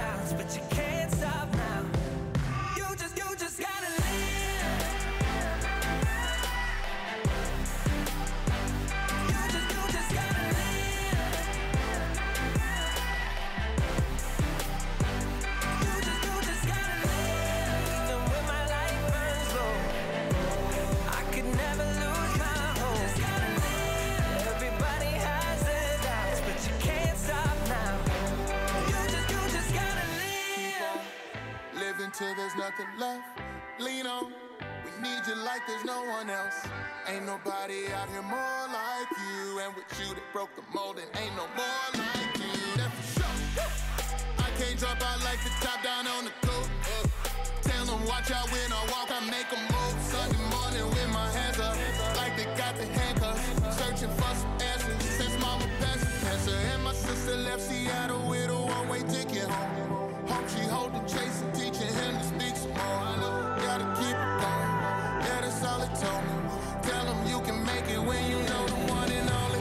Burning right beyond the fire. You were born to win, yeah, you're a fighter. Don't let your light just fade away. You just gotta live.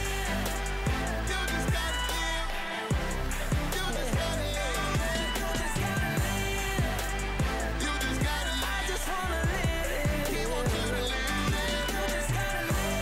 Even when my light burns low, I could never lose my hope. Everybody has their doubts, but you can't stop now.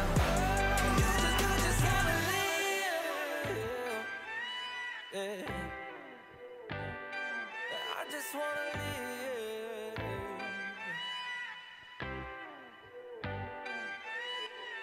Exposing the enemy. Here's a Star 88 PowerPoint from Pastor Jimmy Evans. What is the foundation of your children?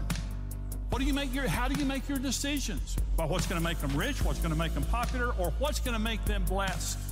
This is what God blesses, not being legalistic. I want my children to be popular. I want my children to be well educated. But I'm saying the most important thing is the Word of God. We're talking about money for just a minute. God wants you to prosper. Proverbs 10 says, the blessing of the Lord makes one rich, and he has no sorrow with it. You don't lose your health. You don't lose your reputation. You don't lose your marriage. God wants you to prosper. God wants to bless you. The richest man in the history of the world wrote a book called the Book of Proverbs. Solomon was the richest man in the history of the world.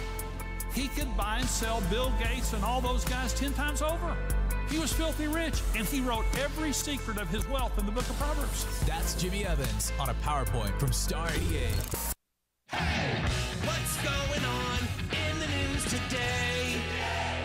There are nearly 100 wildfires burning in the U.S., almost all of them in the West. Jury selection begins in the trial of former Trump campaign chairman Paul Manafort. Trump tweeted a thank you to Senator Rand Paul. The Republican announced he will support Brett Kavanaugh for the Supreme Court. The former personnel chief at FEMA is facing accusations of carrying on inappropriate relationships with subordinates. The Senate Judiciary Committee is holding a hearing on the Trump administration's efforts to reunite migrant children. Treasury Secretary Steve Mnuchin says officials are now looking at rules changes around capital gains. More major leaguers switching teams. Facebook is exposing 32 Facebook and Instagram pages of the social networking giant says were involved in a political influence campaign with links to the Russian government. The entire cast of the Disney Marvel film Guardians of the Galaxy signed an open letter of support for director James Gunn. According to Digital Music News, Apple now has more subscribers to its streaming music service than industry leader Spotify.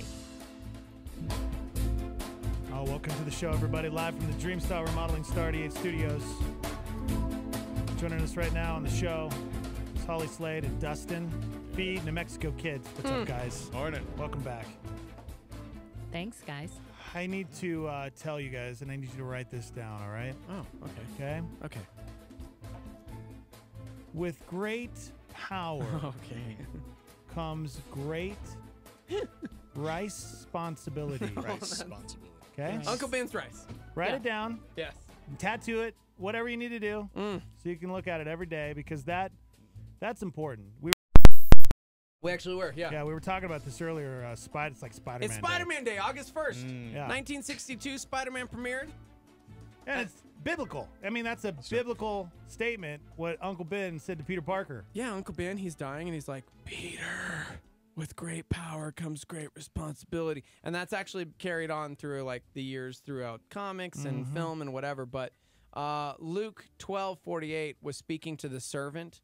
And it's like, hey, the one who doesn't know and does things deserving of punishment will be beaten with fewer blows, if you will. But for everyone to whom much has been given, much will be required.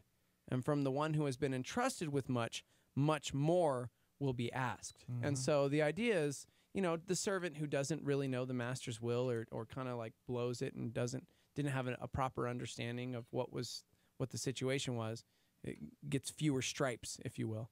But to the servant who knew and chooses not to, or, James says this, to him, the one who knows the good he ought to do and doesn't do it, to him it is sin. Mm-hmm. Like, that's a pretty big weight, man. Yeah. Like when we know and we choose to turn a blind eye, God sees that. Right. Mm-hmm. So if you're ignorant to a situation, you don't know, you don't have an understanding, but every single one of us have been given talents, gifts, abilities, finances, whatever it is, and we are tasked with being good stewards of what we've been given. Yeah. And so when we do know, it becomes a great responsibility, like Uncle Ben said. Right. And a lot of us, we either hoard it for us or for ourselves and our family, or sometimes we end up blowing it on things that we don't need, don't care about. Yeah. Maybe it's a newer car. We need a bigger it's a house. Fortnite tutor for your kid. Maybe it's a Fortnite tutor. But there are some out there that truly, without people out there with the heart that we're talking about, with that generous giving spirit that God has given them, we would be really bad. I mean, we're in a bad spot right now as being last in New Mexico for childhood hunger. But I mean, let's talk about that and what Feed New Mexico Kids is for all the new people out there, because you got to turn your radio up and really listen to this. Or turn it off if you don't want to get beaten with more stripes. I'm just kidding. I know how many people have if you'd like to remain ignorant, and I'm just kidding. Yeah, because when you guys first came in, just turn it off now. I was in shock with the numbers, the stats that you gave us. Yeah. I didn't know. Right. Yeah. And that's kind of why we're out here beating the drum, because people don't know. Yeah. And it's part of the problem with the way we get our news today. We get our news feeds, and news is sort of edited and tailored to our taste. Mm-hmm. And we were just talking about this. I sell real estate full time. Yeah. And the secular requirement, holds me responsible under my licensure for what I should have known. Yeah. So I get the physical newspaper because I have to read it and find out what I should have known, right? And a lot of them are topics that I wouldn't normally land on. I wouldn't seek out. I'm not going to go Google it because I don't know it's out there, right? So I kept thinking about it, and I'm like, if the secular world can hold me to that standard professionally, then how much more so do we think God holds Christians responsible for what they should have known in their own backyard? Right. And all it is a matter of, getting our eyes off of our own world and looking outside of our own world just a little bit. Yeah. We're not even talking about looking internationally. So New Mexico is #1 in the nation for childhood hunger. All right. And so we're also one of the most food insecure states. So that's hunger beyond childhood hunger, but we're #1 in childhood hunger. Yeah. And, that's statewide. And don't think that it's only outside Bernalillo County, because the annual food budget deficit, if we were to conquer hunger in New Mexico, ready? Yeah. $160 million a year. Oh my gosh. In Bernalillo County, $52 million a year. Annually, guys. Be redundant. Annually a year. Yeah. So, this is a problem that the government can't solve. Yeah. This is a problem that takes the community. Yeah. And I think people can get, sideways, conversational, opinionated, whatever, about adults that are in a state of homelessness and in a state of hunger. All right. I'm taking all of those arguments off the table because we are talking only about children. Yeah. All right, we're talking about children who don't have the ability to do much about their situation. Who weren't even responsible probably for their situation. Right. For their situation. Put in this. Yeah, they're just trying to survive. And you think about Maslow's hierarchy of needs, and at the very base of the pyramid, you've got your physiological needs, and then you've got safety, and then you can have love and relationship. Yeah. And so I keep saying to the Christian community, how do you go to a child who doesn't have basic food and therefore doesn't feel safe and tell them about the love of Jesus? Right. Because you're there's this hurdle that has to be overcome. Don't get me wrong. The Holy Spirit is powerful and can overcome this hurdle, but I believe that we are called as Christians to overcome that hurdle. Yeah. I can't get away from that. How can you imagine? I mean, just like pretend like you're in heaven. And so what did you do with my son, Jesus? What did you do with the poor and needy I set amongst you? Yeah. What did you do? Oh, well, I didn't know. Really? Why didn't you know?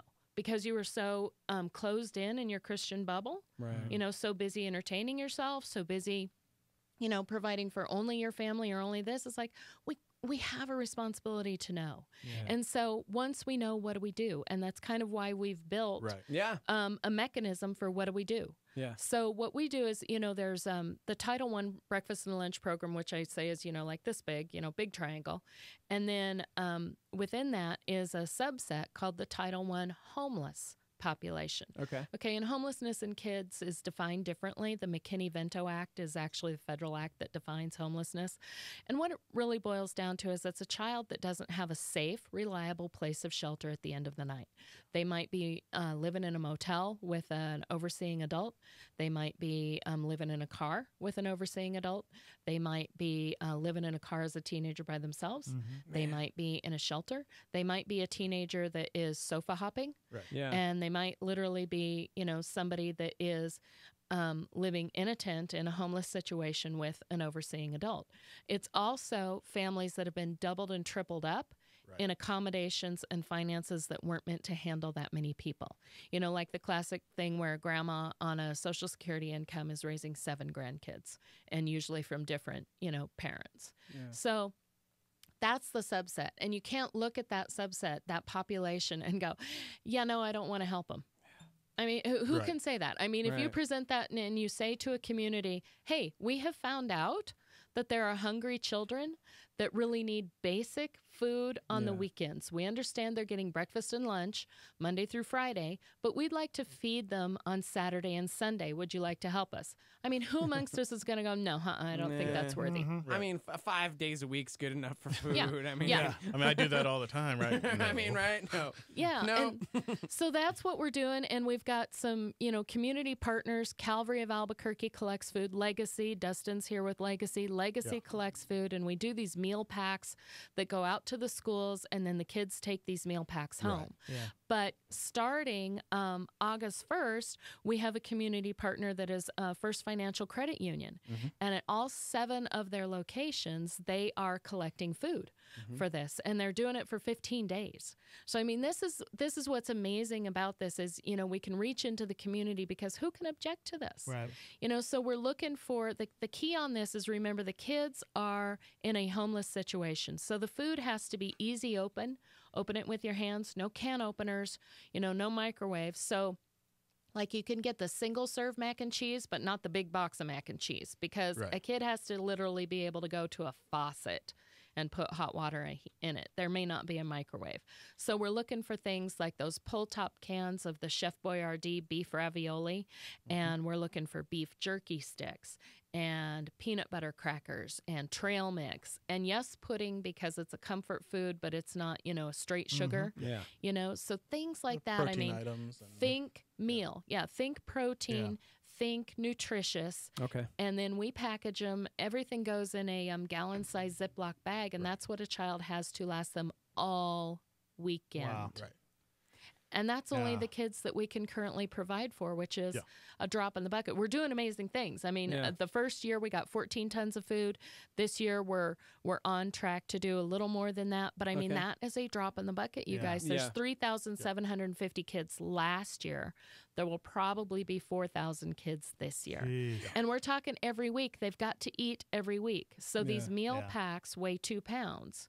So that's 8,000 pounds of food a week. Gosh, right. And so we're getting there. Yeah. You know, and we're doing something about it. I'm excited to talk about what we're doing coming up, because it's important, and I think people are probably receptive, hopefully, at this point, going, okay, now what do we do? Well, it's cool that Dustin's here, because he's a Star Army member. Yeah, and exactly. he actually heard back in the day when you first came on, Holly, you heard and then you went and did something about it. You just didn't hear it and then just you're not just preaching like somebody else should do something. You literally are one of those people. Yeah, and more importantly, I heard it, and then my wife heard it. Yeah, that's probably the most important part. Is she heard it, and she comes to me in tears, and she's like, "Did you know?" I was like, "I just found out." Yeah. She's like, "Well, what are we gonna do?" Yeah. So the next thing I know, I go to my the people over me at the church and say, "Hey, is this something we could be a part of? Is this something we could start?" And it wasn't even as a staff person; it was just as a member of the church. I was coming and saying, "Hey, I'll do it on my own time. Whatever we need to do. I just really want to get involved. I really want to be a part of what's going on." And that's what it was, and that's how we got going. So, and now we've had really good. We're gearing up for the beginning of the school year here. We got people were packing yesterday, trying to get us up ahead so that as soon as school starts, we can start dropping off. And we actually had one of the schools that we worked with last year. They called us up just the other day. They called me up and they're like, "Hey, are you going to be able to do this again?" And they started letting me know about some other things at the school that some other needs and some stuff that they have, and they're right there next to us. The schools that we're working with specifically for Legacy are right there in our neighborhood. So if a church really wants to get involved, if you're like, "Hey, I'd love to get my church involved," we'll specifically look around your neighborhood and we can find the schools that are in your neighborhood right there that are so you're ministering to your people to the people right there in your community that are close. I mean, they're all within walking distance of the church. Everything that we're currently doing is within walking distance. And it's a lot of people. It's a crazy number of people that are in need at this stage. So it's... Well, and coming up next week, we're going to be doing something together. Yes. Star 88 teaming up with Feed New Mexico Kids. We're going to be actually out on location, broadcasting live during the morning invasion, as well as the midday from 8 to noon. And teaming up with First Financial Credit Union, which is really, really cool. So we can be out on location, kind of doing a snack pack food drive, if you will. Talk a little bit about this. What do we got going on next week?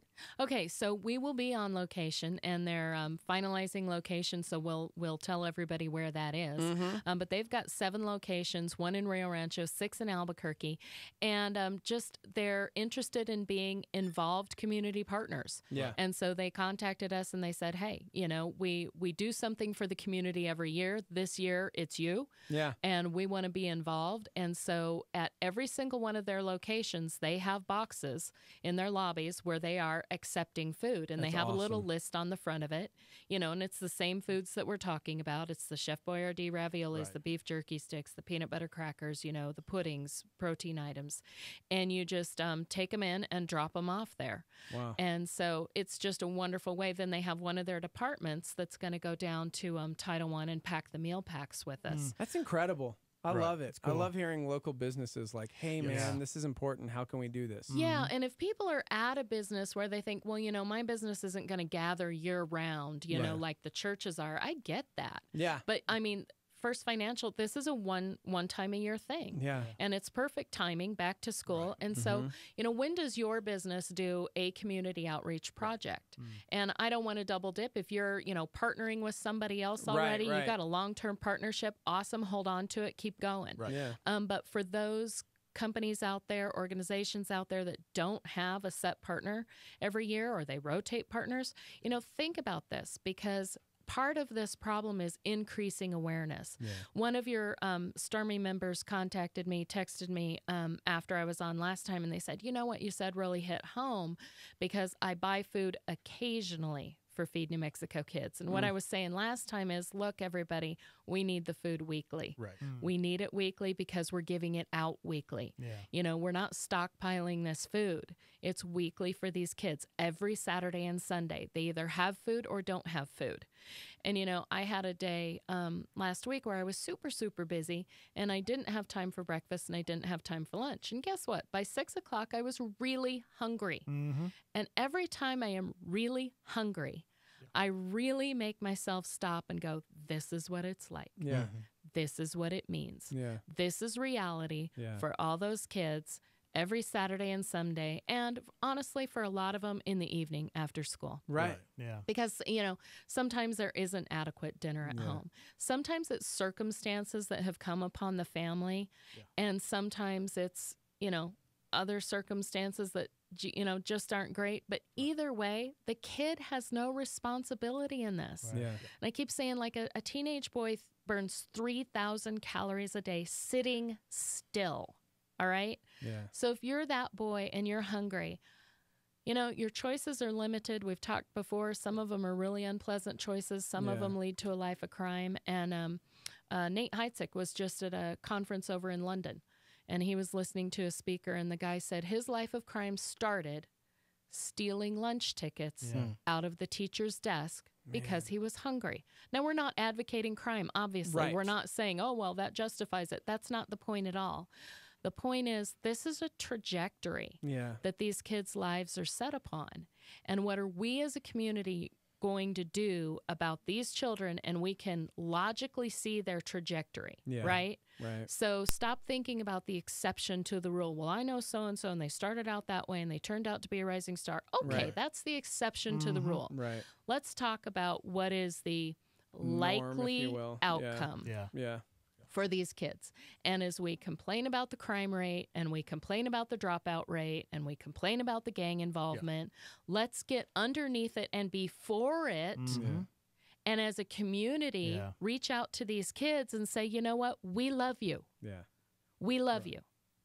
And then after you're kind of willing to show the love of Christ, you can earn the right to tell the love of Christ. And I know that, witnessing, people have different opinions, all that, but, I didn't invent that. Yeah. That's a very well-known Christian leadership principle that's like, you know what? Show the love of Christ. Yeah. And then tell the love of Christ. Meet the physical need. That's right. And then we can get to the spiritual. Exactly. Yeah. It's actually John Maxwell that hammers that one home. That's good, man. Let's give out all the details how people can get involved, because we're coming up on a break. So let's do that, because we have so many people that hit us up afterwards. They're like, how can I get in? How can I join? Yeah. Yeah, I mean, we're going to be broadcasting live August 6th from 8 a.m. to noon. So if you want to write that down, that's Monday, August 6th from 8 a.m. to noon. Bring your non-perishable snacks and school supplies. And again, we're going to be at First Financial Credit Union. Of course, there are, 7 locations? 8 locations? 7 or 8? 7 locations, one in Rio Rancho. We will be in one of the Albuquerque locations. Yes, we will. And as soon as we have it locked in, currently, I almost want to give this location, because that's kind of what we've been saying, but it's not 100%. So we will be out of First Financial.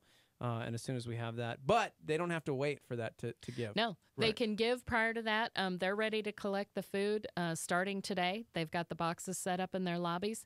And if it's easier for you to drive by Legacy or drive by Calvary, both churches accept food Monday through Friday when they're open. We like to say 9 to 4:30 because I think doors at both places close at 5. And then, of course, before or after any service that you attend. And, there are people that'll go do a Costco run after one of the services and come back, with a carload. Okay, that works for their lifestyle.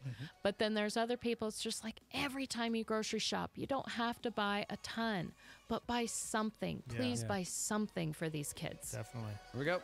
Star88.fm, all the details right there. Thank you guys so much. Thank you, Dustin. Absolutely. Thank you, Thank you. Holly. Awesome. Thank you, guys. Feed New Mexico kids. Let's get involved, guys. All right, we're going to take a quick break. We're live from the Dreamstyle Remodeling Star 88 Studios. Hang out.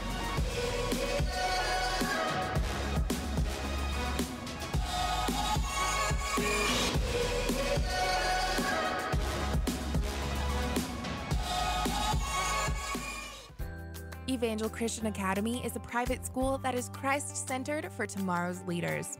With affordable tuition, small classes, a great sports program, and a secure facility, Evangel strives to equip students for the work God has for them. Our high school utilizes dual credit through C&M by offering 4 courses on our academy campus taught by our staff. Evangel uses a leadership-driven and individualized learning model to help prepare your student to stand strong in their faith and be ready for the real world. To further speak to individual students with various circumstances, we have a Christian-focused online homebound program for up to 20 students, grade 6 through 12. For more information about our programs grade K through 12, please call 505-883-4674 or go online to ecanm.info. That's ecanm.info. CareNet Pregnancy Centers offer hope and help to men and women with pregnancy-related concerns, offering a range of free services that affirm and prepare men and women to value themselves and their unborn children. The 2018 Walk for Life is scheduled for Saturday, August 25th at various locations around the Albuquerque metro area, including the East Mountains, Northeast Heights, Valencia County, and Rio Rancho. By getting pledges to support your walk, you will be helping to provide services to those in need of STD and pregnancy testing, ultrasound confirmation, and other resources including counseling and educational material. Encourage your friends to visit our website to view the full list of services that are available. The 2018 Walk for Life to support area CareNet Pregnancy Centers is happening Saturday, August 25th. For registration and information, go to carenetabq.org. That's carenetabq.org. Part of Mission New Mexico, sponsored by TLC Plumbing, Heating, and Cooling, KNKT 107.1 FM, and Star 88. This is KLYT, Albuquerque, Santa Fe, New Mexico's fresh alternative.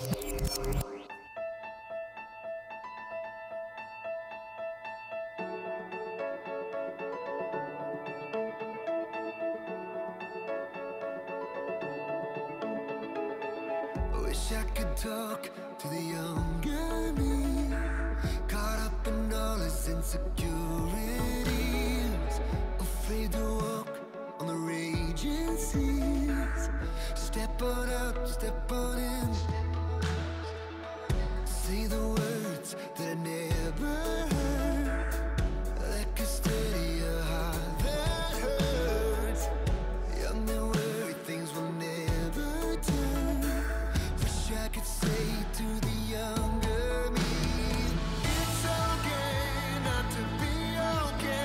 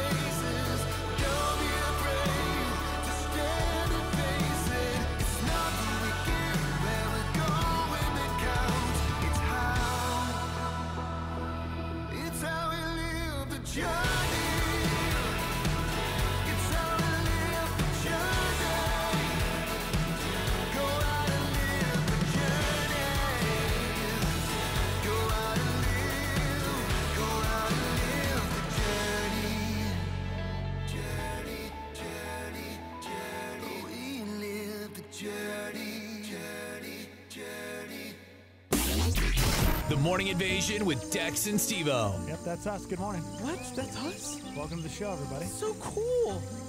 August 1st. How long have we been doing this? You and I? Yeah. About 2.5 years. What? Mm-hmm. Oh, man. 2.5 years. We're famous. I started January of 2015, so wow. It's been that long already. Can you believe it? Yeah, that's crazy. Man, it's been so long. It's good to be here, guys. Welcome to it. It's Wednesday. My dudes. August 1st, live from the Dreamstyle Remodeling Star 88 Studios. And hopefully you guys are hanging out, listening on your FM translator radio. Do you know radio, according to the Nielsen, the latest numbers for Nielsen? Oh, that guy. He's crazy. Americans now spend an average of over 11 hours a day consuming media. 11 hours a day, okay? What's the most common form of media people take in? Netflix. No. No? No. Most common form of media. Ooh, news on your phone? Like on your phone? No. What is the most common form of media? Fox News. Good. Fox News. I don't know. I just keep thinking like media consumers, and all I can think of is in the background the talking heads. Either you're watching Fox News or you're watching CNN or you're watching, and it's just on in the background. Did you know? Blah, blah. 92% of people listen to radio. Really? Yep. An average week, 92%. It's the most common form of media people take in. That's pretty right? cool. Britt and a few others texted in, chimed in, saying social, thinking it was social media as the number one. Nope. Wow. Nope, it's not at all. It's Who listens to radio? That's right, everybody. Let's Welcome. go where you go, medium called radio. We are your radio That's station. with you every night. Oh, yeah. Through the long commuter fight. That's enough. All right, you're out. Welcome back to the Morning Invasion with Dex and Steve-O. That's right, your number one news source for all things in life. This morning we talked a little bit about Feed New Mexico Kids and how you can get involved and not be a selfish jerk. We also talked about Spider-Man Day, which is, well, today, guys, and it's a great day. And coming up on the program, we're going to be talking a little bit about racism. You know, the Black Panther Challenge and the word Caucasian. Oh. Yeah. I think she's on the glue stick. Yeah, maybe. Maybe. Yeah, radio is the most common form of media people take in. Hey, that makes me happy.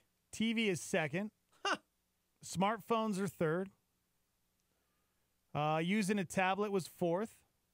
Using the computer for non-work purposes was fifth. Playing video games at number 6th. And 7th place was watching a DVD or Blu-ray, according to Nielsen numbers. Latest numbers. Yeah, radio, guys. Yeah, everybody's like, oh, radio is dying. It's dying. It's Radio's dead. dying, guys. It's not going to be around anymore. It's all about podcasts. Well, could you say, I mean, radio and podcasts, it's not the same thing, right? Because radio is very specific as far as like FM, AM, right? Sure. Yeah, it's not the same thing as a podcast. But it's crazy how podcasting has, I mean, it has gotten, it's very popular. It has? You know? Yeah, it's insane. But radio still, and I think it has to do with maybe local. People like to know what's going on locally in their town, in their city. Also they feel connected. It's right there. I mean, we're all driving, we're all commuting, we're all doing something. Because I know a lot of friends who definitely rock the podcast that live in different cities where the commute's different. Maybe it's the subway, maybe it's through apps. You know, because people stream us all over the world. I would say a high percentage of people that listen to us outside of Albuquerque probably started listening to us when they lived here. Sure. You know what I'm saying? Because they feel connected to their city. You know, it's like I always hear, I'm always homesick. But when I go to the podcast or I listen to you guys while you're live, it brings home to me, wherever I'm at. So somebody wants to know if they're counting Pandora and or Spotify because technically those are considered radio. Okay. And so they said after the Morning Invasion, that's what they turn to. That's all they listen to. Somebody else said for me, it's podcasts. I listen to them all day, including us. Yeah, I wonder if they do include podcasts and Spotify and Pandora. And that could be it because podcasts have taken over the world, man. Yeah. Which is interesting because when you think about it, it's for whatever you want to listen to. Yeah, they got everything. Look at Joe Rogan, most successful dude Never in heard the of that guy. world. Who's that guy? We listen to him every day. And he talks about a whole lot of nothing. It's just things he's passionate about, things he wants to talk about. Right. And it's number one. And that's what if you have the ability to talk and and you want to show others and tell your story, you want to share your experiences, anybody that has a smartphone can have a podcast. That's what's so beautiful about where we're at with technology now. Anybody that has a smartphone can have a podcast. And somebody chimed in saying podcasting is better because it's uncensored. So you can say, you can do, you can. Right. Hey, you want to go do a podcast? Oh, man, don't. You want? Don't even. I'm going to fight you to the death. What if we were I've been telling this guy for how long? Like, we should just have fun. Like, we spend our afternoons just napping and playing video games, hanging out. What if we did like an uncensored, and I don't mean that in like a crude humor type way, but where we can be just realer than real. Right, yeah. Where we can talk about things. Mm-hmm.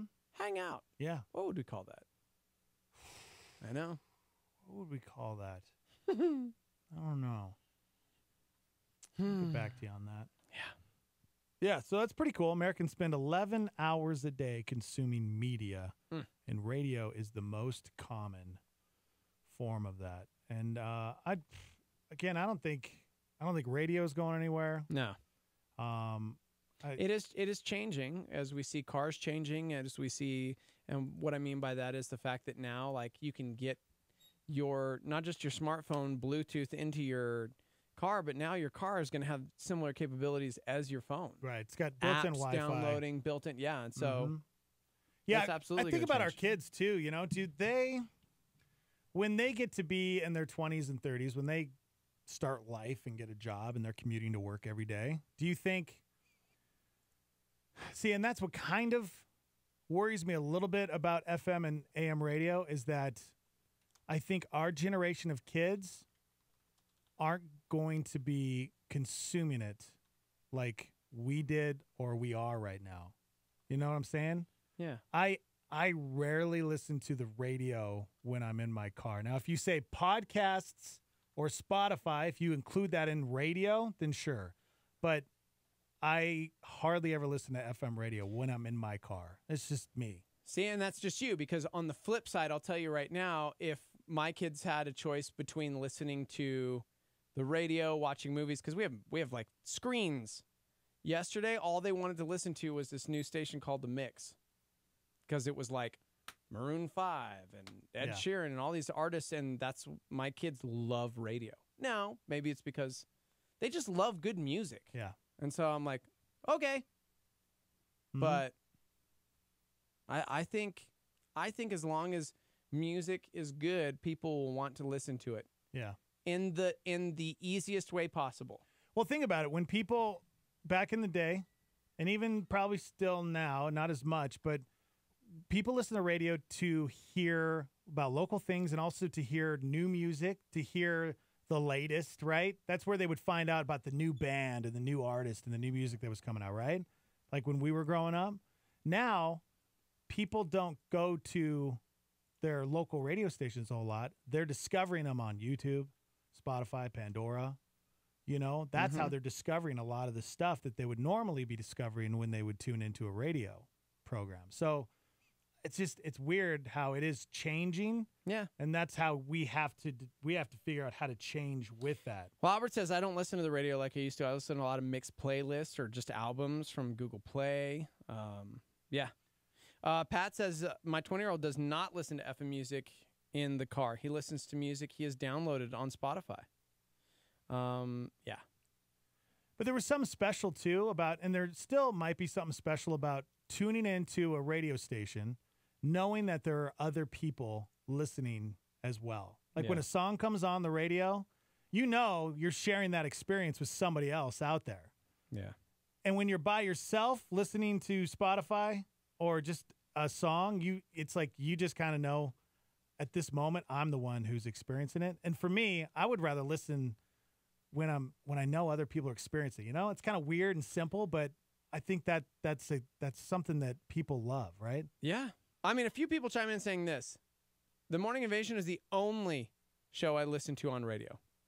To be real, Albuquerque's not very good radio market. If I want to hear good music, I'll just stream a station out of Portland. Huh. Yeah, and again, dude, it's 2018.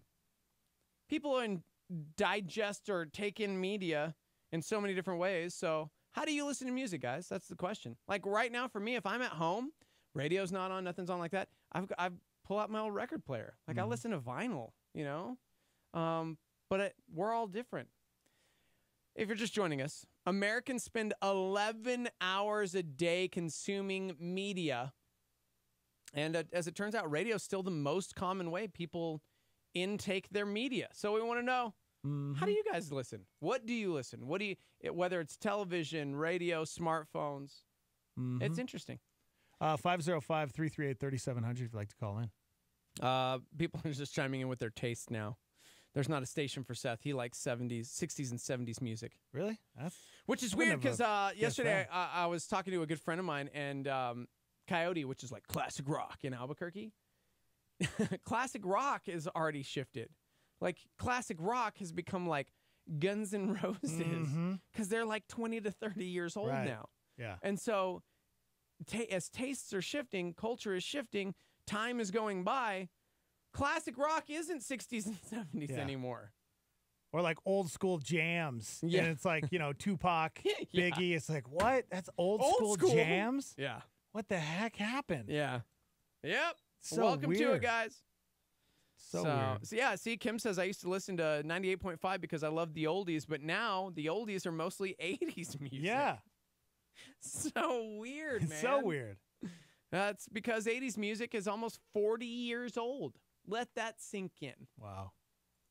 Somebody says it's weird. I like talk shows to get me through work now. Once y'all's show's over, I'll hop on to XM on my phone and go to MLB or Barstool or, yeah.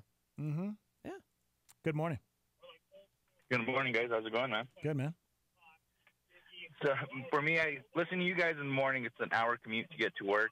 But after work, I more listen to like XM radio or anything that I have downloaded, just a random mix of music. But in the morning, I listen to FM, primarily just you guys. Yeah. But that's the way I listen, man. Thanks, man. Yeah. Appreciate it. For real. Yeah, that was weird when satellite radio came out, and it was like, oh, death of radio. And I remember when I jumped on board the whole satellite thing, and out of, I don't know, 200 channels that satellite radio has, I listened to 2, maybe just 1. That's what's so weird about it. It's like when you get DirecTV or Dish or something, and you have thousands of channels, you really are only watching a couple. There's like 2 channels that you might, you know, or maybe 5 or something. Yeah. It's weird, right?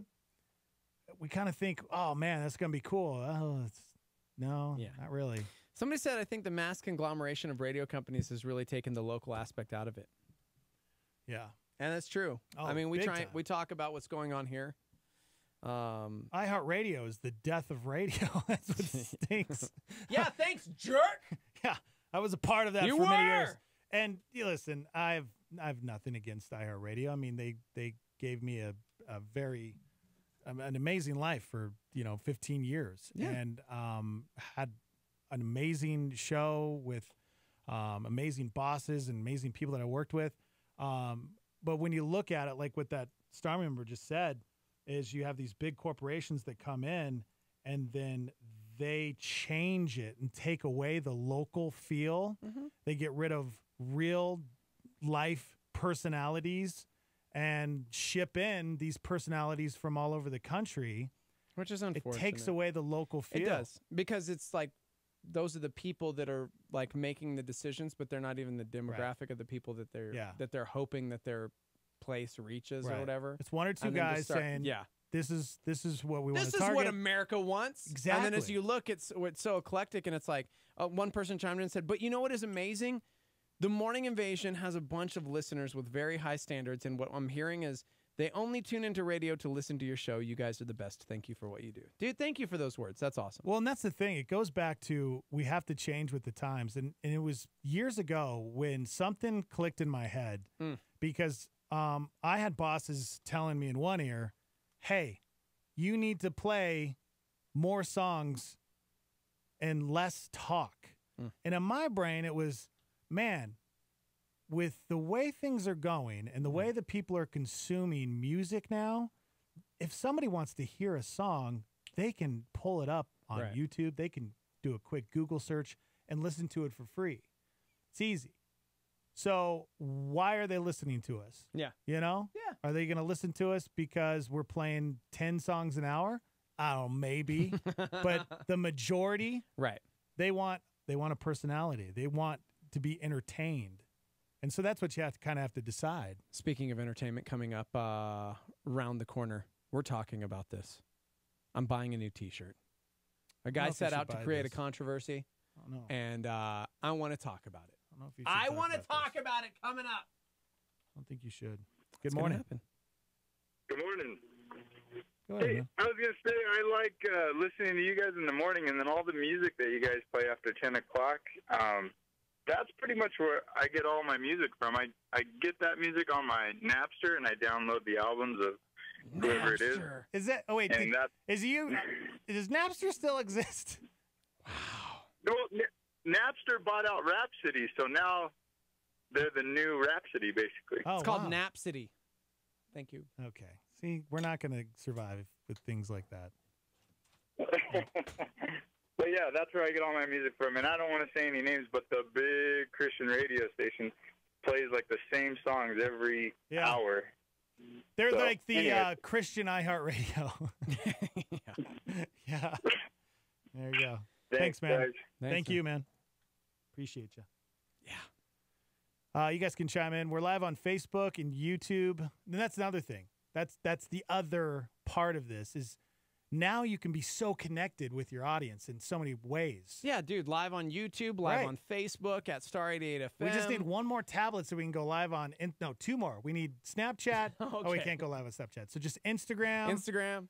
And yeah, No. we'll be set. No. We'll be set. No. What about our Instagram followers? We're good, bro. They can find us on Facebook. My kids or will YouTube. never be able to. I guess YouTube. Yeah, I guess you're right. Yeah.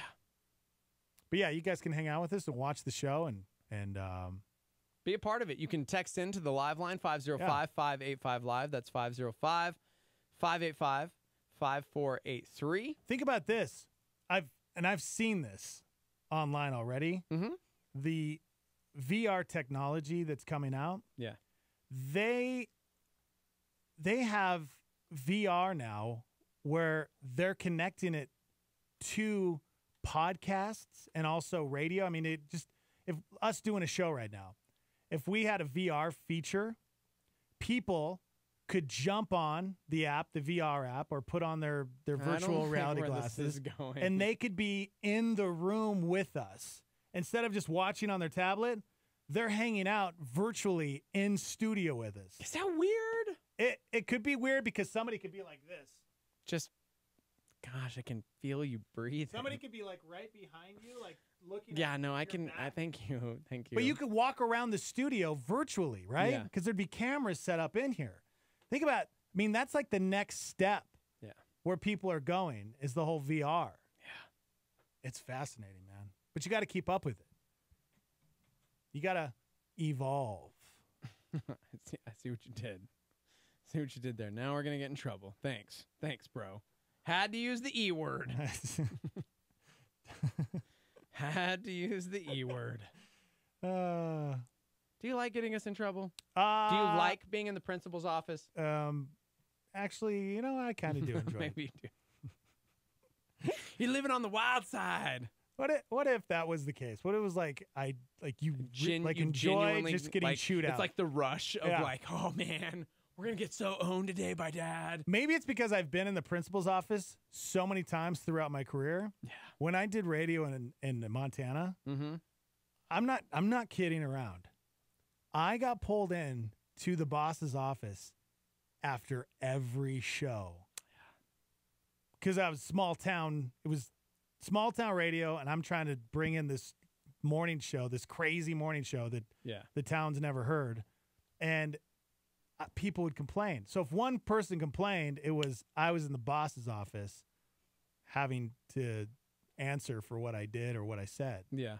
Every day. So maybe it's one of those things it's like, it's just a normal thing now. I've been sued. Been sued in radio. Ugh. Have you been sued? No. See, you Can't got to get say. sued. It's like, Nope. breaking a bone. You haven't broke a bone say yet. that I need to have. break your bone, bro. Yeah. I just need to break his elbow or something so he can experience it. He's 40 and he hasn't broke a bone. This is weird. Okay. I feel like you're just playing it safe, dude. Okay. Americans spend 11 hours a day consuming media, and radio is the most common.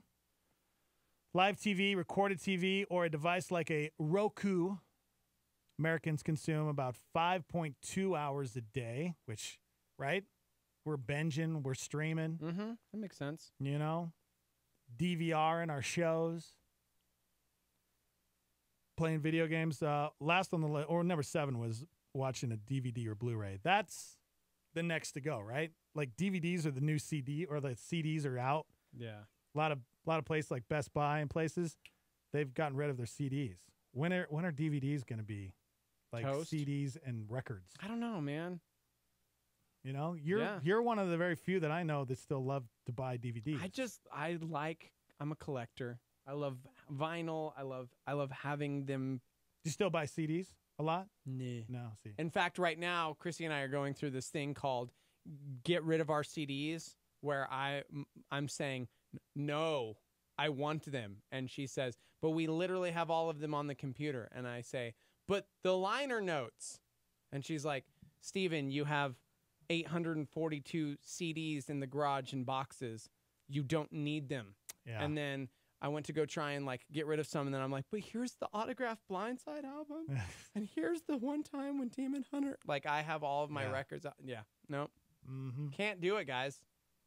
I gotta keep them. No, you gotta let it go. I can't, man. You have to. You have to. Okay. All right, let's take a break. You want to talk about this T-shirt that you found, and we're gonna find out if Steve-O is a racist.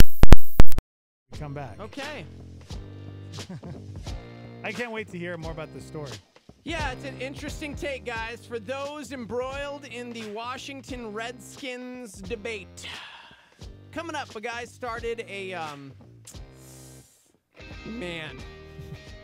challenge, if you will.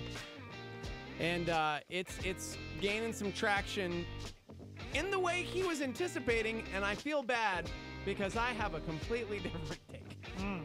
All right. We gotta talk. We're live from the Dreamstar Remodeling Star 88 Studios. We'll talk about it next. Hang on. I'm Daniel, and it's time to get in the techno. Today we're going to talk about voodoo. Not the ancient spiritual practice. We're going to leave that well enough alone. No, the streaming service owned by Walmart. They're apparently gearing up to bring the pain to Amazon, Hulu, and Netflix with their own monthly streaming service. In a time where many platforms are moving to centralized branded apps like Disney's and CBS's services holding all their original content, it's not entirely clear what Vudu plans to voodoo to stand apart. If you're not familiar with Vudu, currently they're an app based on a website where you can rent or purchase movies and TV shows. You've probably seen them in the hard copies of the movies you buy, where you can redeem your digital copy. They're connected to Movies Anywhere, and their app comes pre-installed on most smart devices. What I think we're seeing is Walmart planning to take on Amazon Prime on every front they can, streaming video included. But in my opinion, before Walmart has a real chance at competing with Amazon, they need to get some other things figured out first. I'm Daniel. Now you're in the Techno on Star 88. Dietrich Bonhoeffer wrote, "Cheap grace is the grace we bestow on ourselves. Cheap grace is the preaching of forgiveness without requiring repentance, baptism without church discipline, communion without confession. Cheap grace is grace without discipleship, grace without the cross, grace without Jesus Christ, living and incarnate." A solar flare on Star 88. All right, let's do this.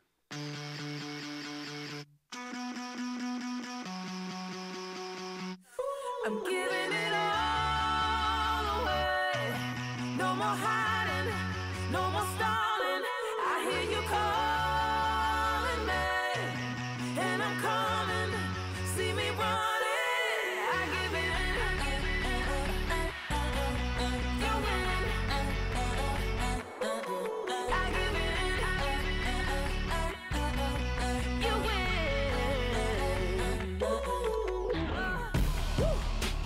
I try, but I just can't keep this thing to myself. Look high and low, and I know ain't nobody else. But I'm focused now, and I know it's all about you. You always see me through, that's what you do. Tell me, where would I go, where would I be? Love's hard to find, but you blind and losing your way. And now ain't nobody else for me, it's just you.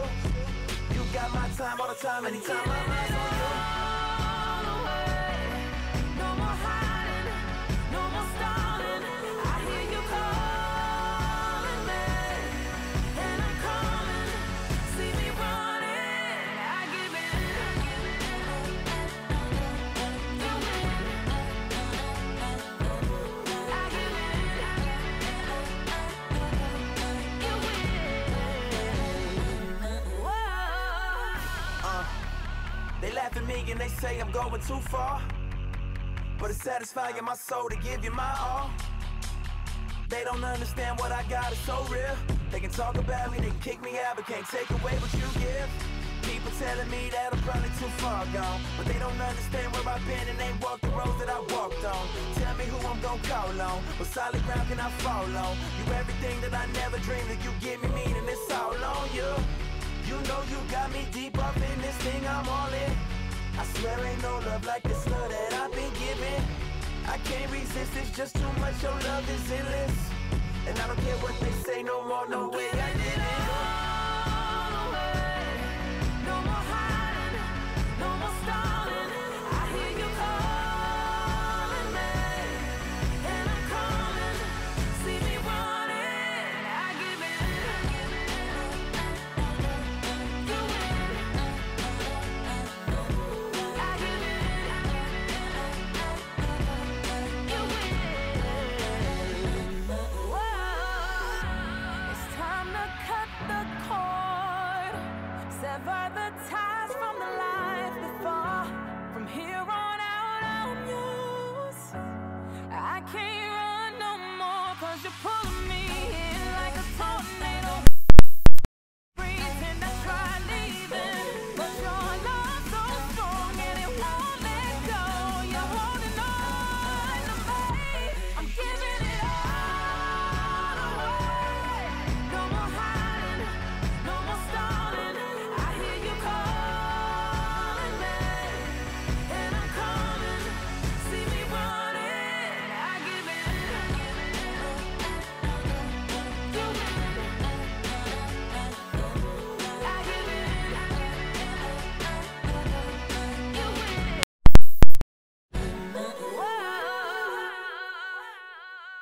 Jesus is our King, but do you treat him like royalty? Here's Tim Keller on a Star 88 PowerPoint. Christians have been part, historically, of trying to topple tyrants and kings and put in place democracy. But the question that comes up is, in spite of that, why this fascination with kings? Why do the old legends have such powerful impact on us? And not only that, why do they still have powerful impact on us? Why is it that in the countries that still have some kind of royalty left, some kind of royal line, that the people are obsessed with the royalty? Why is it that in lands like America, where there is no king, there is no royal line, we have to create them? So we take billionaires and we take athletes and we take media stars, and we even take criminals, and we turn them in to kings. We crown them. They hold court. We adore them. Why is it that there's a significant part of the population that's constantly giving themselves over to the sway of dynamic, charismatic figures who abuse them? That's the PowerPoint with Tim Keller on Star 88.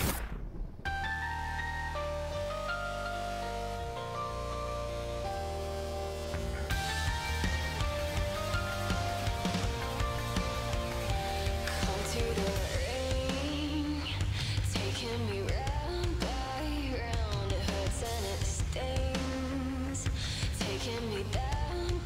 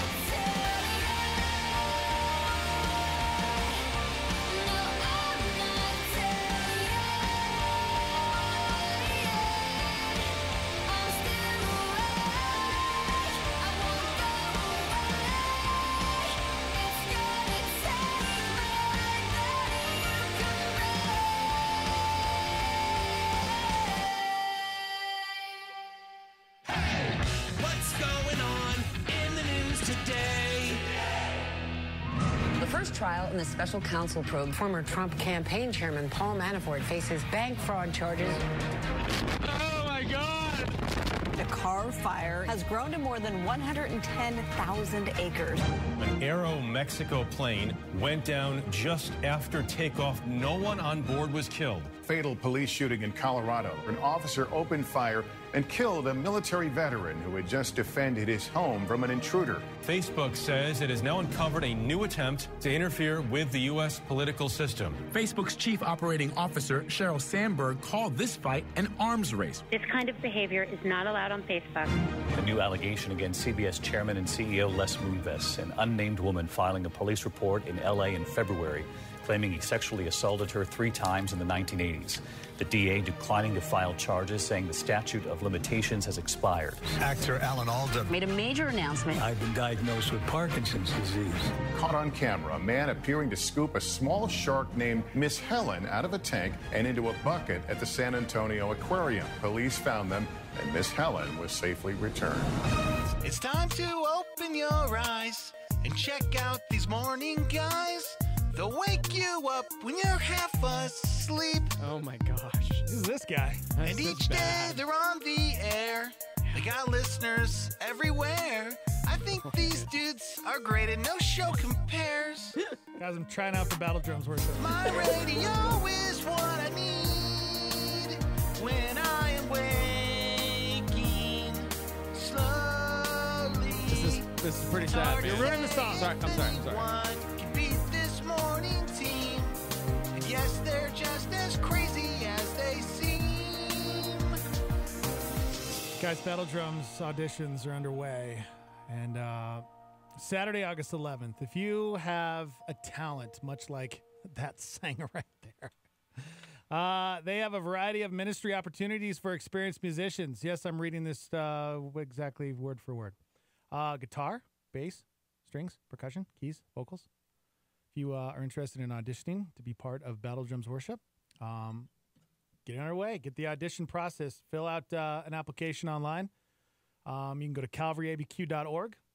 You get all the information at star88.fm. And I've already submitted a couple songs. Here I am now, driving at 90 down those Is that Ed Sheeran? desert lanes, singing to and I miss the way you make me feel it's real. We watch the sunset over the junkyard on the hill. Amazing. Battle Drums is holding auditions. You're ruining the song. If you're a fan of worship, if you'd like to get involved at Calvary Church. You're ruining the song, Saturday, August 11th. The junkyard on the hill. They're looking for experienced musicians. Hello, hello. Good morning. Welcome to this morning show. Morning show. We've got great music and some fun, you know. Yes, it's true. It's a show with much appeal. Well done. Yeah. It's unreal.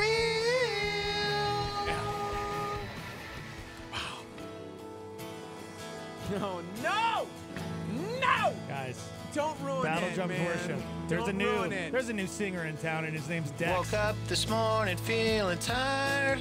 Got changed into a suit and tie. Wipe that crust away out of my eyes. I hate you. I hate you so much. Traffic's grinding to a halt. Yep. Slower than a turtle's crawl. Oh wait, what's that? Steven and Tim? You want more variety? You think that I'm one style? Is that what they just said? Is that what they're saying? I got homies in the bouquet, twisting, rhyming, lean what's my grind. Guys, that's Food me. stamps and the dramas, hitting Netflix and the dramas. Luxury Tahoe, the white boy looks like Dexter. Going out solo, I'm on tandem. Are you looking for a job? Yeah, dude. Battle Drums Worship is holding auditions, and I'm definitely. Deadline, by the way, is August 6th. If you actually want to audition for Battle Drums. Here's what's be patient, guys, because I've been applying for this gig for 2.5 years and I haven't gotten it yet. So I haven't even gotten a call back. So be patient, you know. Just keep following that dream, right, Dilbert? You know, you and I feel like we have a lot in common. Yeah. There you go, man. All right, welcome to the show, everybody. Hey. All right, Let's find out if Steve-O is a racist. No, stop. That's not how this goes. Here's what's happening. You know, there's a big problem in the sports world because there are mascots that are still wildly inappropriate. Wildly inappropriate. Okay. A man recently launched a social experiment by wearing a T-shirt with a Caucasian logo to mimic that of the Washington Redskins, and it's absolutely revealed racial bias in his opinion. Frederick Joseph, he's 29 years old. He's the founder of the New York City-based marketing agency We Have Stories, which represents marginalized groups. Earlier this year, he went viral for creating the hashtag Black Panther Challenge, which raised almost $1 million to purchase Black Panther movie tickets for members of the Boys and Girls Club of Harlem. It received support from Chelsea Clinton, Snoop, Ellen, and in June, he received a humanitarian award from Comic-Con for his work. That's awesome. Yeah. It's so funny. When you said Black Panther Challenge, I immediately thought racist. of Black Panther racist, group weird. back. Yeah. I mean, that movie took the world by storm. It was the craziest opening weekend. It inspired the Twitter movement, Black Panther Challenge. It raised money for children who did not have the means to see the movie, known for its positive portrayals of African Americans. Mm-hmm. And so he's like, here's what we're going to do. Which is awesome because I truly believe that film is so important to our culture, to the world. When it kicked off, they raised $300,000, which was enough to buy 23,000 movie tickets. Wow. Yeah. Mavericks forward Harrison Barnes got in on the movement and bought tickets for 150 Dallas area kids from the Boys and Girls Club, trying to get people to go have a nice night and a positive experience with the Black Panther film. So anyways, he started this movement. His new movement is gaining different traction. His endeavor is pretty low-key. On Tuesday, he tweeted a photo of himself wearing a red T-shirt emblazoned with the word Caucasian. Now, the T-shirt mimics the logo of the NFL's Washington Redskins logo, whose name and emblem of a Native American character has been called racist, offensive. This is by players. This is by fans. This is by basically everybody except Daniel Snyder, the owner of the Redskins, who's like, bro, heritage, dog. This is our logo. So he said, I wanted to see how people responded to the shirt. There's nothing derogatory about the word Caucasian, but there's a certain privilege among some people who haven't been challenged on certain aspects of racism.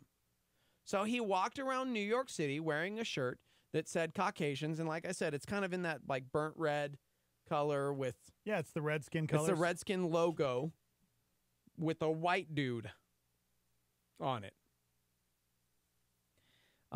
Man. I thought it though, when I first looked at it though, I immediately thought it was the Native American Indian without the headdress. Yeah, no. It's not? That's not a white dude? No, it's a white dude. Okay. Thus the term Caucasians. Yeah, it's essentially the same imagery with different hair and, you know, so it's still kind of like, it looks like a penny, if you will. Do you know what I mean? Side profile. He was doing it in an interview on XM Radio and walked out in public for the first time with the T-shirt on, and a white dude walked up, mistook the shirt for an actual team shirt and yelled, "Go Skins!" Goes to give him a high five, and he said, "Nah, man," and pointed at the shirt, and then the guy yelled something at him I can't repeat on radio. That's racist. Next, an older white lady stopped him in the street and said, "Why would you wear something like that? This is completely disrespectful." So he asked her if she would have had the same opinion had he actually just worn a Redskins T-shirt. And she said, no, because that's the team's logo.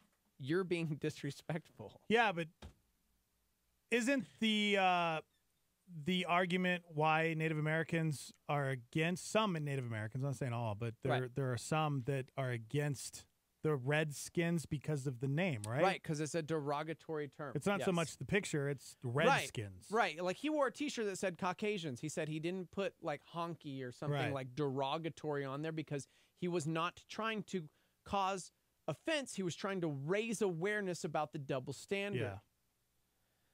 Now, Unfortunately, he said he got a reaction every few minutes as he walked through the streets of New York City. Still, nobody wanted to have a conversation with him. They just yelled obscenities at him and called him a racist. He was approached by a group of white dudes who came across the street. One pointed at him. He could see from the corner of his eye that two of them were seemingly trying to have words with him with their fists. And so he kind of got out of there. He said he walked through Manhattan. People looked at him, rolled their eyes at him, pointed, made snide comments at him. Is it because people think that that's the Redskin logo and then Caucasian underneath it? Is that why? Because when I saw it, without looking at the Redskins logo of the Indian that's on the side of the helmet, and then seeing his T-shirt, I just automatically thought that again that was the Indian, but he made him white and he doesn't have the feather, the headdress. And so is that why people are freaking out? Is because they think it's still the logo, but then it says Caucasians? No, people were straight up saying it was disrespectful because of the term Caucasian, because it's a white dude. Right, which is interesting. That's because so crazy. That's weird. As he said, he didn't want to cause disrespect. He just wanted to have a conversation. So that's why he didn't put, he said, I'm quoting, the shirt doesn't have rude language or slurs, which to him slurs were cracker, honkies, but it didn't matter. He put Caucasians to try and, have a conversation. But, quote, basically I was being shamed as a black person for wearing a non-disrespectful shirt with the white person logo on it.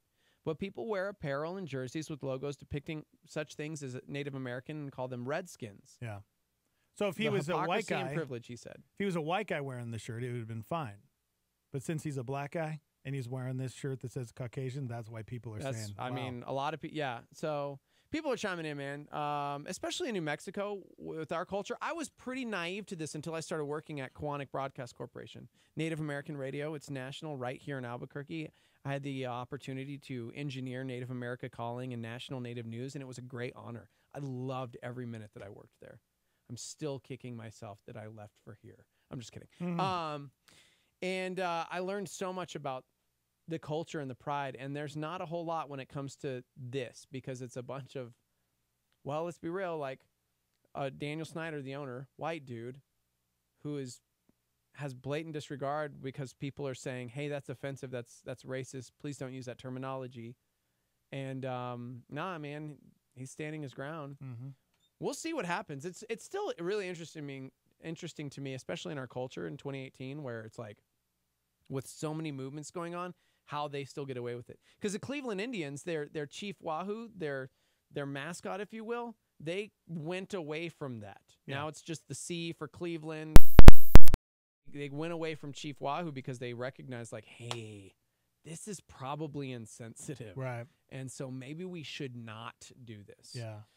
We definitely need to be more understanding of cultures. We need to really understand them more. We need to we can be so ignorant, right? Yeah.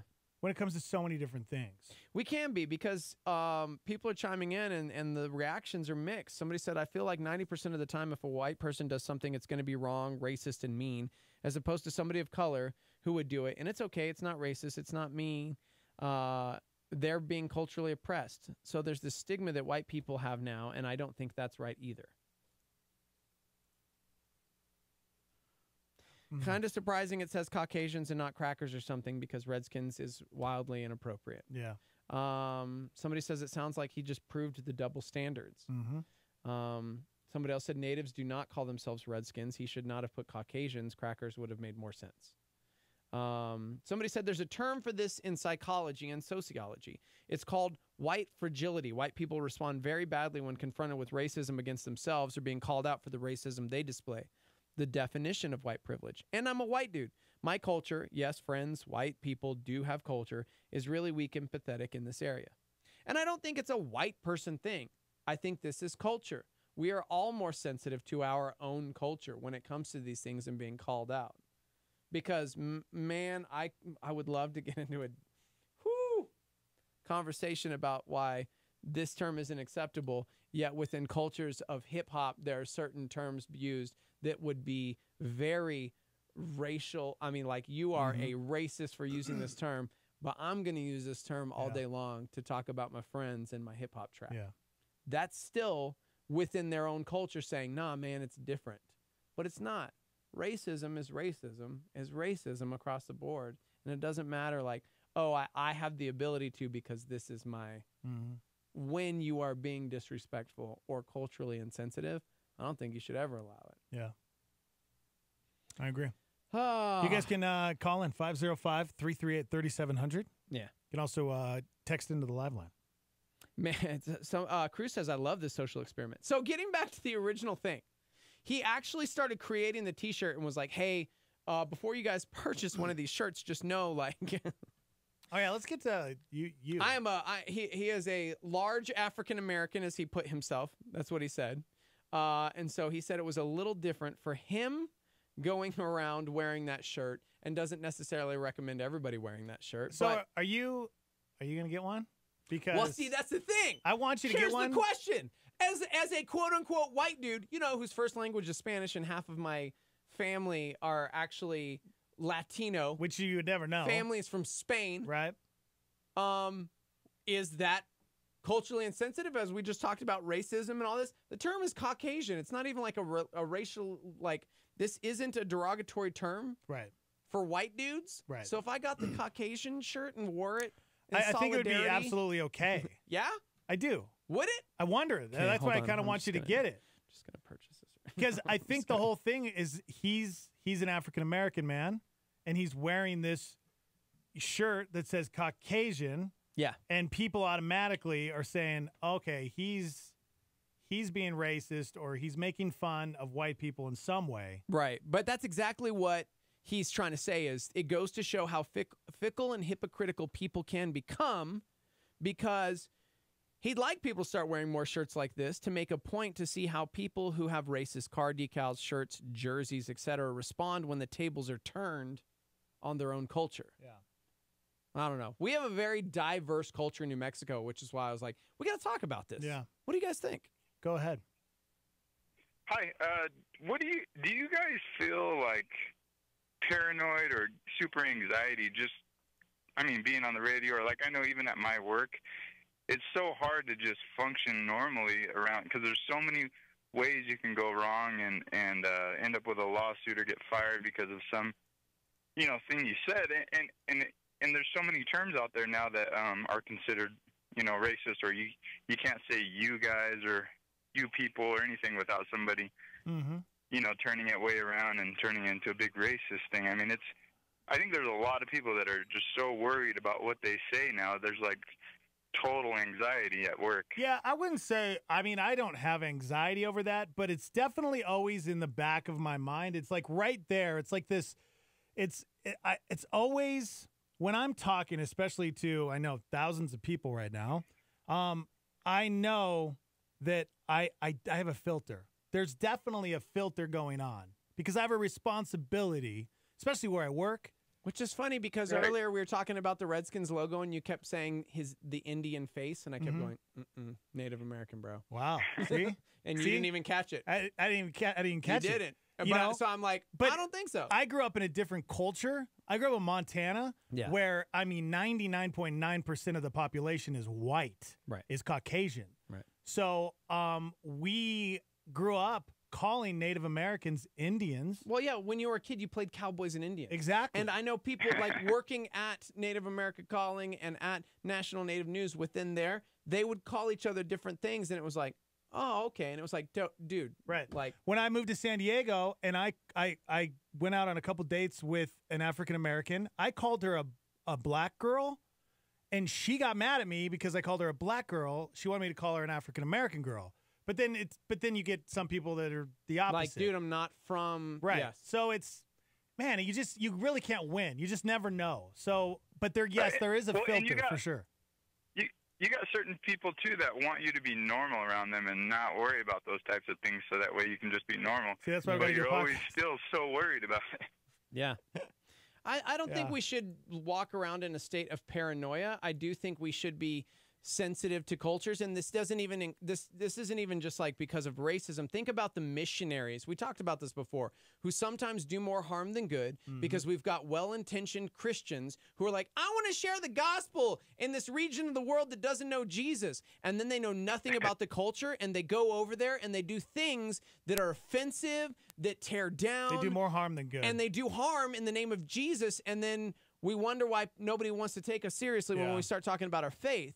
It's because we're not consciously aware of what's going on around us within different cultures because it's all about us. That's still like a me mentality. Yeah. You know what I mean? Like we need to be aware of the cultures we're going into and what we're doing before we start trying to speak truth into their lives. Yeah. You know what I mean? Like, so I do think we should be consciously aware. I don't think we should be walking around paranoid because you can be well-intentioned and still accidentally offend somebody. Yeah. And that's where grace comes in. And even if you get offended, I think you need to, there has to be a way that you can approach somebody and have a calm, rational conversation. Should be able to. I want people to tell me if I said something, if I said Indian instead of Native American, I would want somebody to tell me. Yeah. So I could change that, Yeah. So I think we just have to, it's about the approach as well if we get offended on how we handle that. So good question, man. Thanks for calling in. Cool, man. Thanks, guys. All right, we got to take a quick break, but a lot of people chiming in about this guy who has a T-shirt with a Caucasian man's face, and it has the word Caucasian underneath. And he's an African-American man or a black man. I don't even know. What do you call himself? He said he straight up called himself, he didn't say African American. He said he was a large black man. Yeah. And he doesn't recommend everybody wear this shirt. Yeah, because when he did, people lost their minds. Called him ignorant and racist. So chime in, 505-338-3700. We'll get to your text messages. We'll get your phone calls next from the Dreamstyle Remodeling Star 88 studio. A Star 88 Supernova with Greg Laurie. I don't know about you, but before I was a Christian, I thought man was basically good. And that's why I was so confused about life, because in the 17 years of my life on earth, I'd seen so many bad things. I was exposed to the worst underbelly of people and things they did. And I thought, well, if man's basically good, why do people do such awful things? And when I became a Christian and I realized man was not basically good, but he was sinful, everything started making sense, right? And this is clearly what the Bible teaches, because despite all of our advances, technological advances, scientific advances, and we can point to all these things, yet how much have we really changed? We made no progress whatsoever in the basic ills of the human condition. Catch Greg Laurie's teaching show, A New Beginning, on our sister station, KNKT, weekdays at 8:30 a.m. on 107.1 FM. This is Groundwire with John Dunn. When I married my pet-loving wife, I inherited a zoo. One of those animals was a deaf cat named Jessica. Jessica was a nice enough cat if you could overlook her shedding problems, but she was unable to hear anything. If she wasn't looking at you, she wouldn't know that you were coming. Too many people are like that in relationship to God. Even though God is personal and He longs to walk in relationship with every human being, many are unaware of His presence, and because of that, they miss out on the benefit of His wisdom and direction to lead and guide them. I would sometimes play with Jessica by sneaking up on her and freaking her out by blowing on her fur. But God doesn't do that. He doesn't sneak up on anyone. He wants to be found. If you take time today, God will lead you. He will guide you and He will speak to you. Open your heart and life to Him, and you will discover the beauty of this incredible relationship. For more, log on to groundwire.net. Groundwire.net. This is KLYT Albuquerque, Santa Fe. Rebroadcast on KKCJ Cannon Air Force Base, KPKJ Mintmore, K201CC Las Cruces, K203EZ Alamogordo, K207CQ Gallup, K211CW Hobbs, K212EH Silver City, K214DE Antonito, K218AK Artesia, K250AB Roswell, K293AO Alamosa, K228DQ Portales, in the free app for iOS and Android, and online at star88.fm.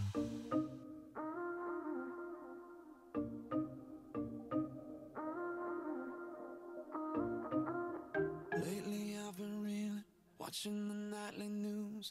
Don't seem to find the rhythm, just wanna sing the blues. Feels like a song that never stops. Feels like it's never gonna. Gotta get that fire back in my bones before my heart turns into stone. So when somebody please pass the megaphone, I'll shout it on the count of 3. 1, 2, 3. Oh, hear my prayer tonight. I'm singing to the sky.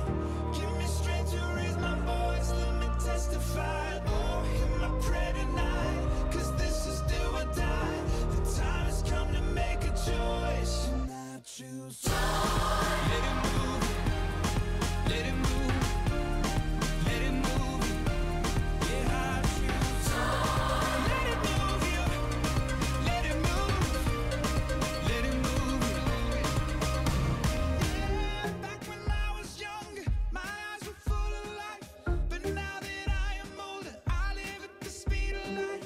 Feels like the cycle never stops. Feels like it's never gonna. Gotta get that fire back in my bones before my heart turns into stone. So when somebody please pass the megaphone, I'll shout it on the count of 3. 1, 2, 3. Oh, hear my prayer tonight. I'm singing to the sky. Give me strength to raise my voice. Let me testify. Oh, hear my prayer tonight. 'Cause this is do or die. The time has come to make a choice. And I choose. Let it move. Let it move. Let it move. Yeah, I choose. Let it move you. Let it move. Let it move. Though I walk through the valley in the shadow of night, oh, with you by my side, I'm stepping into the light. I choose. Let it move you. Let it move. Let it move you. I need that joy down in my heart to stay. I need that joy down in my heart to stay.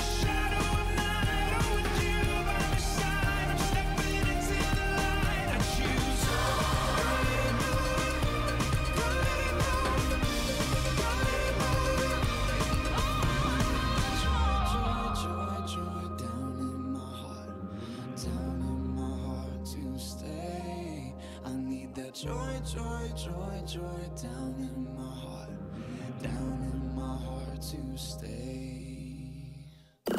Listen to it. The Morning Invasion with Dex and Steve-O on Star 88.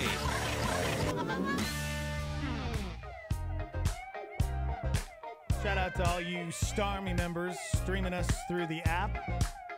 Star 88 FM in the App Store. You can download us, stream us live. You can get us on demand. You also you can get us on iTunes, SoundCloud. You can go to star88.fm. So many ways to listen to us. Maybe you only get a few minutes on your drive to work every morning. We go live on Facebook and YouTube, so while you're at work, you can pull us up, or you can go back, watch the show. Thank you so much for sharing on Facebook. I know a lot of you every day are sharing the Facebook feed, and we love you and appreciate you so much. All right, we're talking about this this large black man. He called himself that. Yes. Okay? Just want to make that very clear. Very clear. In the article. In fact, Yahoo, that's like the title of the article. Black man wears Caucasian shirt to expose the hypocrisy of white privilege. Yeah, so it's basically you take like the Redskin logo. It's a red shirt, and then it's got a Caucasian man. Which, when I first saw it, I just thought it was the. I thought it was the. That's what Redskins a lot of people logo. thought when they saw it, because it's the same colors, the same everything, but it's like Native American man. It looks like a Native American guy. It doesn't. He's super white. Yeah, but look at the structure of his face and hair. What are you trying to say? But I'm serious. Oh yeah, what are you trying to say? That's weird. You don't think? I don't think that looks like a Caucasian man at all. I mean, I think the point was to take the logo and then change it and like kind of put pasty skin and. Yes. Yeah, but I see it at first glance though. It still to me looks like the Redskin logo with Caucasian underneath. That's kind of what it is. Yeah. Like it's the same. Yeah, everything that you're saying. I hear what you're saying. Mm-hmm. So this guy launched this social experiment by wearing this T-shirt to mimic that of the Washington Redskins and to kind of show racial bias, because people would come up and go, "Yeah, go Skins," and he'd be like, "Nah, dude, take a look. Like, take a closer look. Look at what you're saying." And then he'd be like, "Oh," and he got roasted in New York City, which is weird to me, for wearing this shirt. This guy has received a humanitarian award for his other efforts. He did another challenge not long ago called the Black Panther Challenge, which raised money for movie tickets for members of the Boys and Girls Club in Harlem. He does a lot of work. And he was on XM Radio doing an interview and then wore this shirt out of the building. And, yeah, he's basically just trying to challenge people. Yeah. Have a conversation about what we see, what we perceive, cultural norms, if you will. You guys can chime in 505-338-3700. Thank you. He said, "I decided to wear this T-shirt. I figured it would catch some people by surprise, but I didn't expect people to be as trash as they were." The hypocrisy of racist logos was huge. And man, I went to his Twitter, because that's where he posted it, to try and just look, and it was like, oh my gosh. People were saying, "Stop being so racist." Crazy things to him. To be fair, he in turn, like, I will say this. I was a little bummed because it was like, I want to have a conversation with people. And then people were like screaming obscenities and saying ignorant things to him. And man, was he saying things back, you know? And it's like, this is why we can't have conversations. Yeah. One side gets crazy, right? And then the other side, rather than replying like kindly and respectfully, even though you are not shown respect, still being respectful within the conversation to hopefully have a conversation. Yeah. When that doesn't happen, like, it just incites more riot. And both parties look ignorant. Starmy, go ahead. Hello? Hello? Go ahead, caller. Hey, I want to say something about the racists and everything. I'm Caucasian. I'm not black. I'm not Asian, not any other race, but yet these cultures have a bond with being who they are, whereas with me being a Caucasian, I'm French, I'm Irish, I'm Indian, being Native American, but my culture as a Caucasian, I don't have a Native American ceremony coming of age or a dance for a certain season. So I think that they're taking advantage of saying that that we're racist as Caucasians and everyone else. Do you get where I'm trying to come from? Trying to understand where you're coming from. I get how. The only thing I can get, like, all I'm hearing is that our culture's weak. Yeah, it's weak and we're different. We stand apart from all the other cultures because we don't have any. We're a blend. Because we're like a blend of Irish and German. Proud to be an American, where at least I know I'm Steve. Well, I'm not necessarily saying we're weak. I'm saying that they should be thankful that they have all this rich culture. Whereas I hear what you're saying. Okay. Proud of, but I think that's what they are saying, that they're proud of their heritage and their rich culture. Right. Thought you were going in a different direction. Yeah. It's hard when we have the conversations because it's like an us versus them mentality, and that should never be. No, it should never be, because I work with many different people from different cultures, and they always say, "Oh, because you're white." No, not because I'm white. You should be proud of who you are, for what you have as a culture and your people for hundreds of years, whereas I'm a blend of people. I don't have that, what you have. which I think is beautiful. I'm proud of who I am. But here's where now this is coming from, and I'm Caucasian, grew up with mainly just white people most of my life through, time I was born until I was 21 years old. And I can somewhat understand where these different groups are coming from because my aunt Louise, she is full Native American. My cousins, they're half. And to see how they're treated, different than I am. I didn't grow up with people being racist or ignorant towards me. I grew up with the, white privilege, if you will. You know what I'm saying? I never, ever had to deal with that. So, but these different groups that have to deal with racism, I understand why they would bond together. You know what I'm saying? Yeah, but racism is racism. Racism across the is board, racism, but even I'm saying if it's derogatory I towards didn't, quote Caucasians right. or white people. Because you grew up in Montana. Now grow up in a different place like Las Vegas, New Mexico. We've talked about this so many times. Growing up there, man, my brother and I had to fight regularly because we were the quote white dudes. There was a sign outside of the city that said "Gringos go home." Right. So it's not just cultural to like this people group or this skin color. It's sin. Like it's flat out just sin. And it's ignorance to somebody else who is different than you. I don't care if you are white or if you're black or whatever. Like we all have dealt with that in some way, shape, or form. I will say it's different in America, obviously, because of white privilege, as we're talking about. But at the very core of it, it is a heart issue. It is a sin issue. And it doesn't matter what skin color you are. Right. Because there will be prejudice against you for a number of reasons. And it's not just skin color. Right. It can be your religion. Yeah. It can be now, man, the conversations going on right now are really your sexuality. I mean, I was watching a documentary this weekend and I was just flabbergasted. Dan, the lead singer of Imagine Dragons, has a new documentary, and it's all about growing up in the Mormon church, and it's about how religion has treated the LGBT community and what we can do to change that. And I'm going, this is an interesting conversation. This is a really interesting conversation. At the core of it, what are we doing? Because sin is still sin. Right. But how do we as Christians have this conversation? Here's what I know. Romans 12, verse 9 says, let love be genuine, abhor what is evil. And racism is absolutely an evil prejudice. It's a sin. Hold fast to what is good. Love one another with brotherly affection. Outdo one another in showing honor. Do not be slothful in zeal. Be fervent in spirit. Serve the Lord. Rejoice in hope. Be patient in tribulation. Be constant in prayer. Contribute to the needs. Seek to show hospitality. Bless those who persecute you. Bless and do not curse them. Man, and it goes on with all of these things and how, like, the Lord will repay evil, right? To the contrary, if your enemy's hungry, feed him. If he's thirsty, give him something to drink. You overcome evil with good. It talks about that. It talks about how if it's possible, as much as it depends upon you, live at peace with all.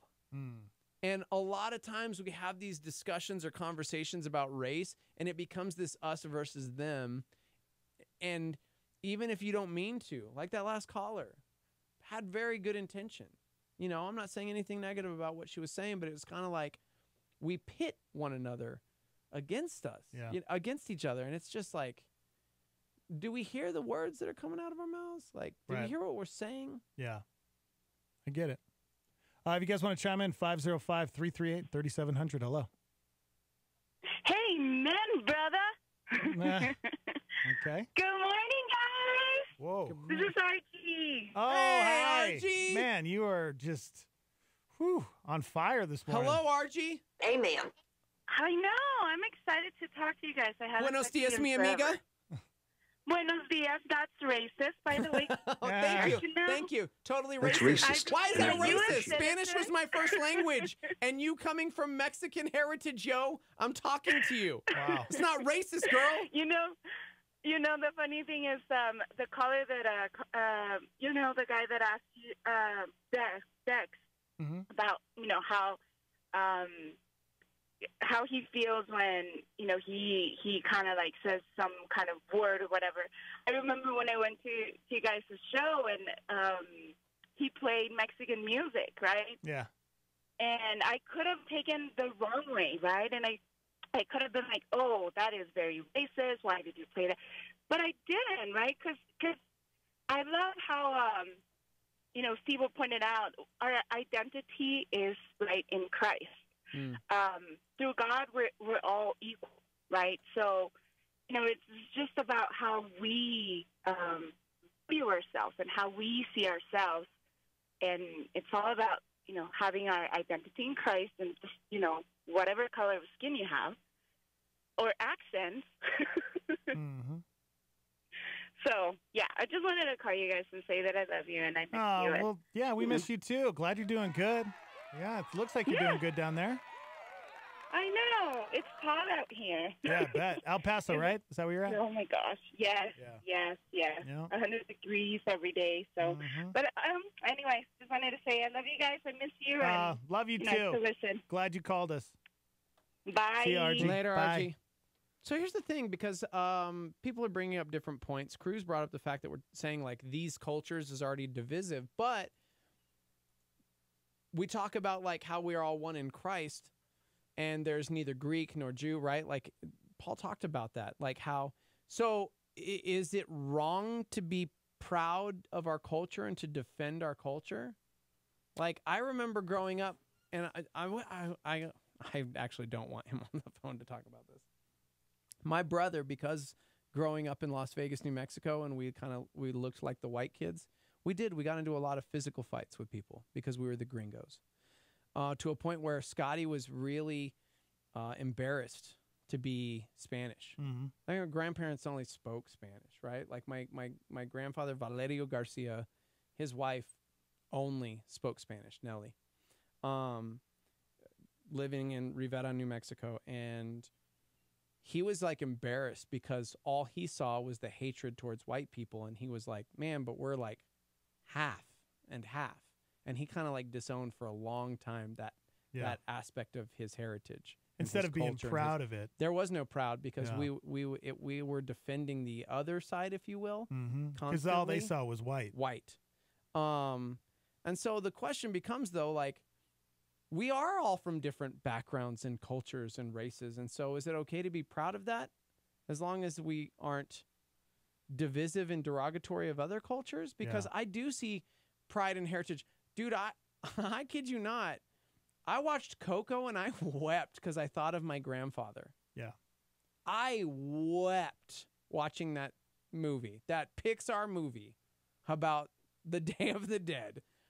I thought of my family's heritage, and I thought of like our culture and like growing up around that. Yeah. You know, and going to quinceañeras and different things, and like I love that. But is that wrong? Because scripturally we're talking, and it's like, well, there's neither Greek nor Jew nor, you know what I mean?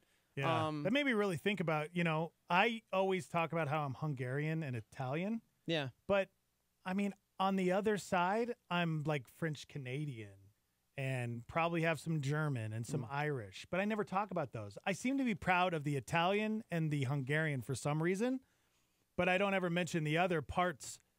Why am I not proud of those, you know? Yeah. And it kind of makes me think, okay, if I went to Hungary and experienced the people in Hungary and they somehow treated me poorly, would I be proud of being a Hungarian anymore? No, probably not. I probably wouldn't talk about it anymore. Maybe. But you're right, but I think it's like people, they grow up with whether you are African-American or Asian, and that's like, you should be proud of that because that's who you are. And that's who your family is. That was like the conversation me and my brother always got into, or the argument we always got into, because for me, it wasn't about, I didn't put all of that on the culture. I put that on ignorant human beings. It was an ignorant human being that, you know, sucker punched us in the lunch line because we were white, quote unquote. Right. It wasn't the entire culture of, but how often we do that? I mean, even not just race. Let's take race out of it and talk our faith. How many times does one Christian screw up in the news and that is put on all of the Christian faith? See, guys? Hypocrites. All of them. Yeah. Because this one idiot dude did this one idiot thing. And so I think we have to take a look at it in that regard and go, man, it's sin. Again, getting back to the like very beginning of it, it's sin. And it's a human being with free will doing something stupid or ignorant or whatever, and it's not an entire culture, but we place it upon an entire culture or a religion or whatever. So yeah, I don't know, man. Yeah, it should be easy. It should be a black and white situation. Whoa, what are you trying to say? Oh, there should only be 2 races now? Dang, dude. Gosh, you have learned nothing. You have learned nothing. I'm just kidding. Fell right into that one. Man. That's good. 505-338-3700 if you'd like to chime in. And you know, thinking about, I'm 1/16th Native American. I never talk about that. Yeah. I think I can get free college in some states here in America because I am 1/16th, which is crazy.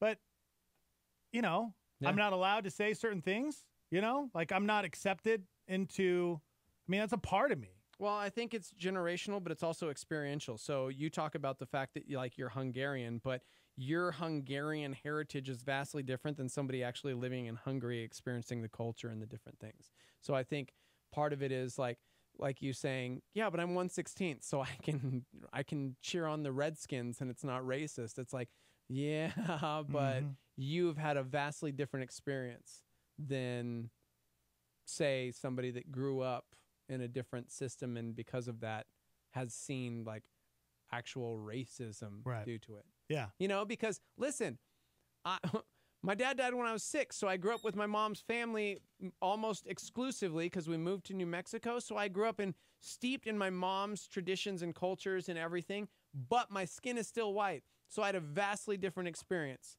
than some of my cousins. Seriously. Yeah. So I may be able to because I'm Spanish, but because of my skin tone, right? I had a much different upbringing than, say, my cousins who lived off Coors and Sage in the South Valley and had very different experiences than me. Yeah. So, yeah, it's sad, man. Somebody said, as a Navajo, we have different clans. So we are supposedly related in some way, depending upon the clan. My dad is Salt Clan. My mom is Water Flows Together Clan. There are so many. However, as a Christian, I don't really claim a clan. I'm a child of God, and that's how I want to identify myself. I think it actually offends some Navajos, even though I am Navajo as well, just to say I'm a child of God because they believe I'm abandoning my culture. Somebody says Revelation tells us that every tribe, tongue, and nation will be represented, and the glory of the nations will be brought into the New Jerusalem to honor Christ. Culture and variation is not to be disposed of. It is to be celebrated as the artistic genius of our God. Be proud of your culture and seek to see God in others. Dang. This got deep. Seth asked a question on Facebook, and I'm like, where do we go with that? That's a deep theological question. I want Phoenix in on it. Lauren says culture is the characteristics of a particular group of people defined by everything from language, religion, cuisine, social habits, music, arts. Religion is in the definition of culture. Sitting in church, the person next to you is probably from a different culture than you are, especially in New Mexico. If they share that religion, you are brothers. Oh, man, Kim, that's a really interesting question.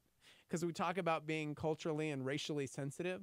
So here, if you were like terrified to say, even though the article said, you know, Caucasian T-shirt, you say African American, but what if they are from Great Britain? Like Winnie, right? Would she be African English, or African British, or just English? That's a good question, Kim. That is a good question. I don't know. Yeah, right. I've never thought of it that way. Everything we might be overthinking. What do they say over there? You know what stinks is getting back to the heart of the conversation. We are because we have to, because we are in this time period where everyone is overly sensitive about a lot of things. Yes, we need to discuss things, and yes, it's important to have conversation about things. However, we have come to a place where people have become so easily offended by things that are, man, I think that's why I just keep going back to Romans. So much as it depends upon you, try and live at peace with one another. Yeah. Like you can only do what you can do, because some will choose to be offended by certain things, even if you mean no disrespect. So we try and live at peace with one another, as the Word of God tells us. So It's good, man. Yeah, Man. Somebody chimed in and said it's a quarter, Dex. You have to be a quarter to receive. Yeah, But like- it's not. Oh. It's not. It depends on the tribes. But it says most tribes require a specific percentage of native blood, but most require at least 1/16. Yeah. So that'd be your great-great-grandfather. Would be 1/16. So my great-great-grandfather was full Native American. Yeah. There you go. But it just depends on the tribe, or I think the area that you live in. Yeah. All right, we got to take a break. We're live from the Dream Style Remodeling Star 88 Studios. We'll be right back.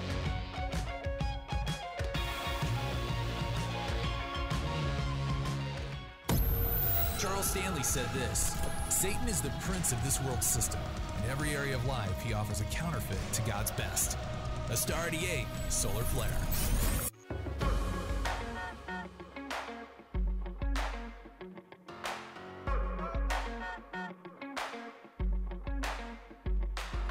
Courage is your second hand, never is your first.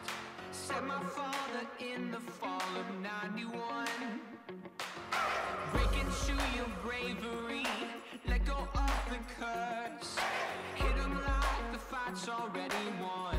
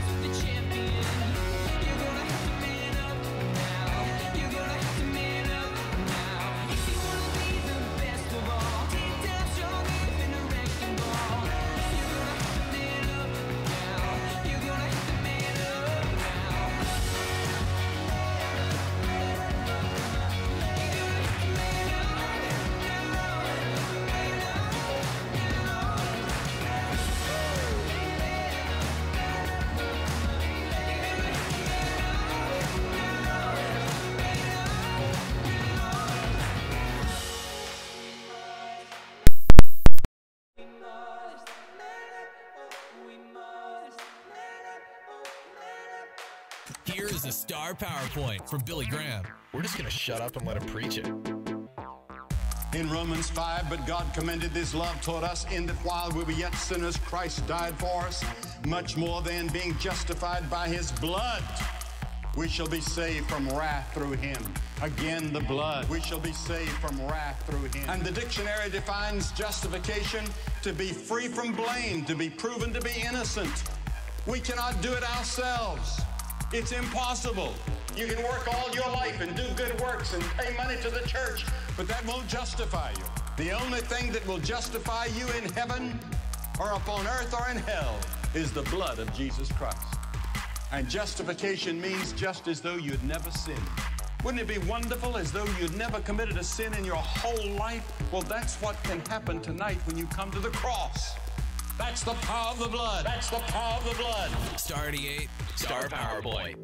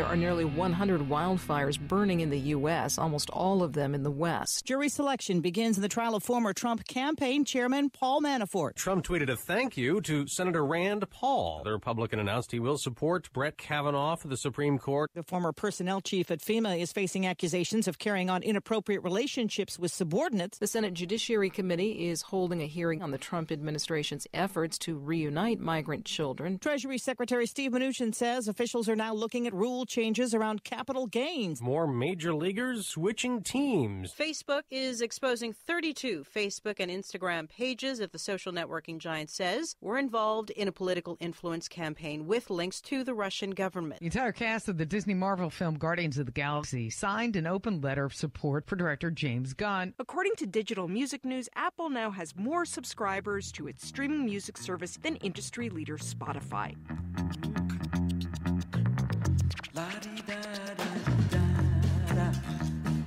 What's up, everybody? Live from the Dreamstar Remodeling Star 88 Studios. Dex, Steve-O. Thanks for hanging out with us, guys. Yeah. It's Wednesday, my dudes. Man, we're into August. Here we come, man. Bring on fall. Bring on pumpkin. Bring on turkey. Give me some Christmas. Okay. Where's that Christmas music at? I'm going to have to start gathering all that stuff up. I'm going to start playing Christmas music next week. It's going to be great. You guys want to chime in? We're hanging out on Facebook Live and YouTube Live at Star 88 FM. Phone lines are open as well, 505-338-3700. Hey, don't forget, tomorrow, 7 a.m., Brian Nixon will be joining us. He's a very, very, very intelligent, attractive, old man. Actually, he's not that old. He'll be joining us. He joins us every Thursday at 7 for 3 Degrees. We usually go back in history on that day, and we talk birthdays, and we really just get schooled every Thursday with Brian Nixon, and we learn a lot. 9 o'clock tomorrow, Nate Heitzig, Pastor Nate Heitzig will be joining us. Maybe his wife Janae will be there as well, and it's an hour of Shock Therapy Live. So you guys can get those questions in anytime during the week. If you guys want to email them in, studio@star88.fm. And yeah, if you're dealing with something in your life and you need some good, godly, biblical wisdom, please let us know. And we'll ask it. We'll throw it out there. Because if you're going through it, most likely somebody else is going through it.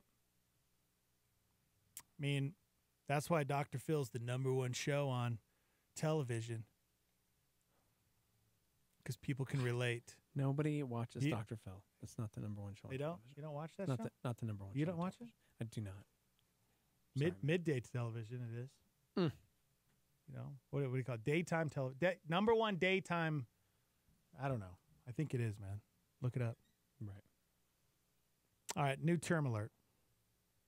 There's terms that pop up every now and then. And if you're old and you don't keep up to date, then someone says something to you and you go, "What? What'd you say?" You ready for this? You ready for this new term? R-bombing. What? R-bombing.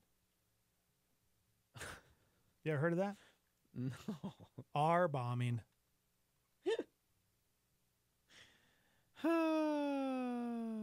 What do you think R-bombing is, Steve-O? I don't know. I immediately thought of it as a negative where somebody uses a derogatory R word to talk about somebody with a challenge or a. Huh. Do you know what I'm saying? I didn't want to. You went there. Okay. Yeah. Like, oh man. Somebody with a that's disability. Because somebody called. Well, you know what I mean. Like when we talk about foul language, the bomb, if you will. Yeah.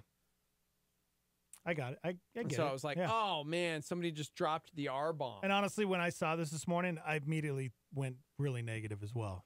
That's all I thought of, and it was like, oh, dude. Which is interesting as we talk about cultural sensitivities. I became very sensitive to that word because of Matt Lott's mother, who taught for children with special needs for decades. And that word was very offensive. And so it was like, dude, I will never use that word. Ever. Yeah. I get it. But no, that's not what it is. That's not it? No. Okay. It doesn't. No. R-bombing is a new term. Let's say you're talking, we're having a conversation, and I'm telling you a story, and you automatically are like, hey, that happened to me. That same thing happened to me, and it made me furious. Made you furious. Okay? Mm-hmm. That's R-bombing. Wait, what? So if we're having a conversation and we have the same thing that happened and you got furious, that would be R-bombing. Okay. Does that make sense? That's not Still what- doesn't make sense to me either. That's not R-bombing. It's R-bombing. Did you read the rest of the article? No. I didn't. That's just the first sentence. The R in R-bombing stands for read. R-bombing, it describes the moment when you send an important text to someone. You see the notification in the window that the other person read it. Read. Yep. But they don't respond to it. They dropped the R-bomb. They dropped the the read R-bomb. bomb. You know what's happened. And yes, it does make you furious because you text and all of a sudden it's like delivered, waiting. And then it's like read. They read it. Waiting for the little ellipses. Gosh. Waiting. Right? Still waiting. That thing is... They are not responding. Oh, that thing drives They me dropped the not- little read bomb on me. But it... What? I'm not important enough? Yep. You get... What? Are you kidding me? That happened to me when I was on my run yesterday. I was, I got a text message. I opened it up while I'm running, but I would have to stop to like text back. But then in my mind, I'm thinking, oh no, they probably saw that I read it, and if I don't respond, are they gonna feel like, why isn't he texting me back? Because he clearly read my text message, right? But I am not getting a response. And I feel the same way sometimes when I dude, I'm know the worst. somebody's read it and nobody texts me back right away. I'm like, wait. This is what you need to do, R-bombers. Turn off the read receipt. Mine doesn't have that. It just says delivered. If somebody texts me, it never says read. Like if I've looked at it. It never says that. Because I don't want that stress. What if I'm in a meeting or something and all of a sudden I get a text and I go, oh, and I look at it and I'm like, okay, I'll make sure I take care of that right after. The way you're terrible. But it's like, you're terrible at it. You're terrible at getting back to people. responding? When people text you and you're like, I'll get back to it, and you don't text back. I know, I forget. You forget. Oh, I forget. You get so many text messages. I do. It's the worst. You got to change your number. That's why. Wait, change my number? That's what's so crazy about it. 'Cause, I mean, I'm a little different when it comes to the phone thing because I went through, in 2 years, I went through like 10 different phone numbers. Oh. But I used to have just that one number for like you. You've had the same number forever, right? Like you've had the same cell phone number since you started having a cell phone, right? Pretty much, yeah. It's been crazy. this number for a long Yeah, time. because I remember, I mean, I used to get so many text messages. I hardly get any text messages now because nobody knows my number. And it's kind of nice, but it's also kind of depressing because you're like, oh, nobody texted me today. But nobody knows my number. Darn it. Yeah, if you don't like it, dude, change your number, bro. Yeah. Mark says I'm horrible about this. I leave people on read all the time, then forget to respond. Felicia says, wait, is this just an iPhone user thing? Yeah, do they have that on Droid? Where it's like if you text somebody a message and they see it, right? It says that they've seen it. Do you guys have that feature on Droid? Kim says my daughter calls it, oh, I was left on scene. S-E-E-N. Scene. Yeah. Felicia says this is why I'm an Android girl. I never have to feel bad about stuff like this. Yeah, guys, turn it off. Turn it off. I don't know if I want to turn it off. Like, I want to turn it off, but I don't know if I want to turn it off. If I turn it off, then will I be able to see other people? And they won't be able to see mine? You know what I'm saying? People, if you turn yours off, it's just for when you read it. It's not for when other people read. You can still see when other people read. Oh, so let me guess, hypocrite. You want to know when other people have read yours, but you don't want to tell people when you... Yeah. That's what I want. TJ says, if I text Steve-O, I either get ghosted or ha ha ha ha ha. Ha ha ha ha ha. Such an easy response. Is that all you get? That's usually what I do. Yeah, I don't know, man. That's somebody else said their least favorite is when it shows someone is typing, the little ellipses show up, and then you're like, oh, cool, they're responding. But then nothing comes through. Oh, I've been the guy where I'm like, hey, bro, did you just delete what you were about to say? Yeah. Hit me with it, dog. Hit me with it, I'm a grown up. What you want to say? Android does have it, by the way. I do this to people all the time on accident, they said. Huh. Mark says I always end convos with LOL. Yeah. Why? I don't know. Every to combo? get out of it? Every to combo? end the LOL? convo? I always want to get the last word in. Like, when do you know when your text conversation is drives done? me crazy. Yeah. Like, sometimes you just don't need to respond. But then if you respond, and then I feel like I have to respond back. Right, but then if you send something, I'm like, I know, right? Well, I got to respond. See, that's what it is. It's people that have to be in control and have to have the last word. That's what it is. I'm going to just start texting you when our text conversations are done. Last word. Yeah. Because you'll text me and be like, hey, are you coming over? And I'll be like, yeah, I'll be right over. And they're like, cool. Word. Yeah. And then I feel like, should I respond to? Heck yeah. Yeah. Right on. Or a thumbs up or an emoji or something? Oh, I hate the thumbs up. Why do people hate the thumbs I hate up? the thumbs up. Why do people hate that? I don't know. I just hate it. I hate it. It just seems so, like, patronizing. See, exactly. I'm like, don't you patronize me with that thumbs up? Or when now, like, you don't even have to respond to the text. You can just give the thumbs up to their text. I'm like, oh, cool, dog. All right. You don't even want to respond to me? That's You're just funny. going to thumbs up my text? I never look at it like this. Like it's like somebody's just like putting the thumbs up in your face. Like, yeah, take that. It's more like, okay, thumbs up. No, I got it, bro. People are, dude, boom. Thebe says thumbs up is like K. Just a K. I hate that. That's how I look at it. That's lazy. K? You can't even give me an okay? Oh, dude. Or yup. Stacy says yup. Hate that one. Yup. Yup. Yeah, I get Albert says thumbs up feels like a big whatever to whatever you say. Kim says I don't like thumbs up either, dude. That's the problem with texting so much. That is the problem with I hate texting thumbs is that up. we never really understand the motivation behind what you're trying to text. I'm ending every conversation now with last word. And then you're going to go thumbs up and I'm going to lose it on the other end. Somebody says, I don't text anybody back, only my wife. I think text messages is just a child. What? I think your text messages, a child somebody. If they want to talk, they can call me. If they want a response, call me. I'm sorry, I think text messaging is just to tell somebody something they don't need. Surprise. If they want to talk, gosh, talk to text is not working for you, homie. No wonder you don't like texting.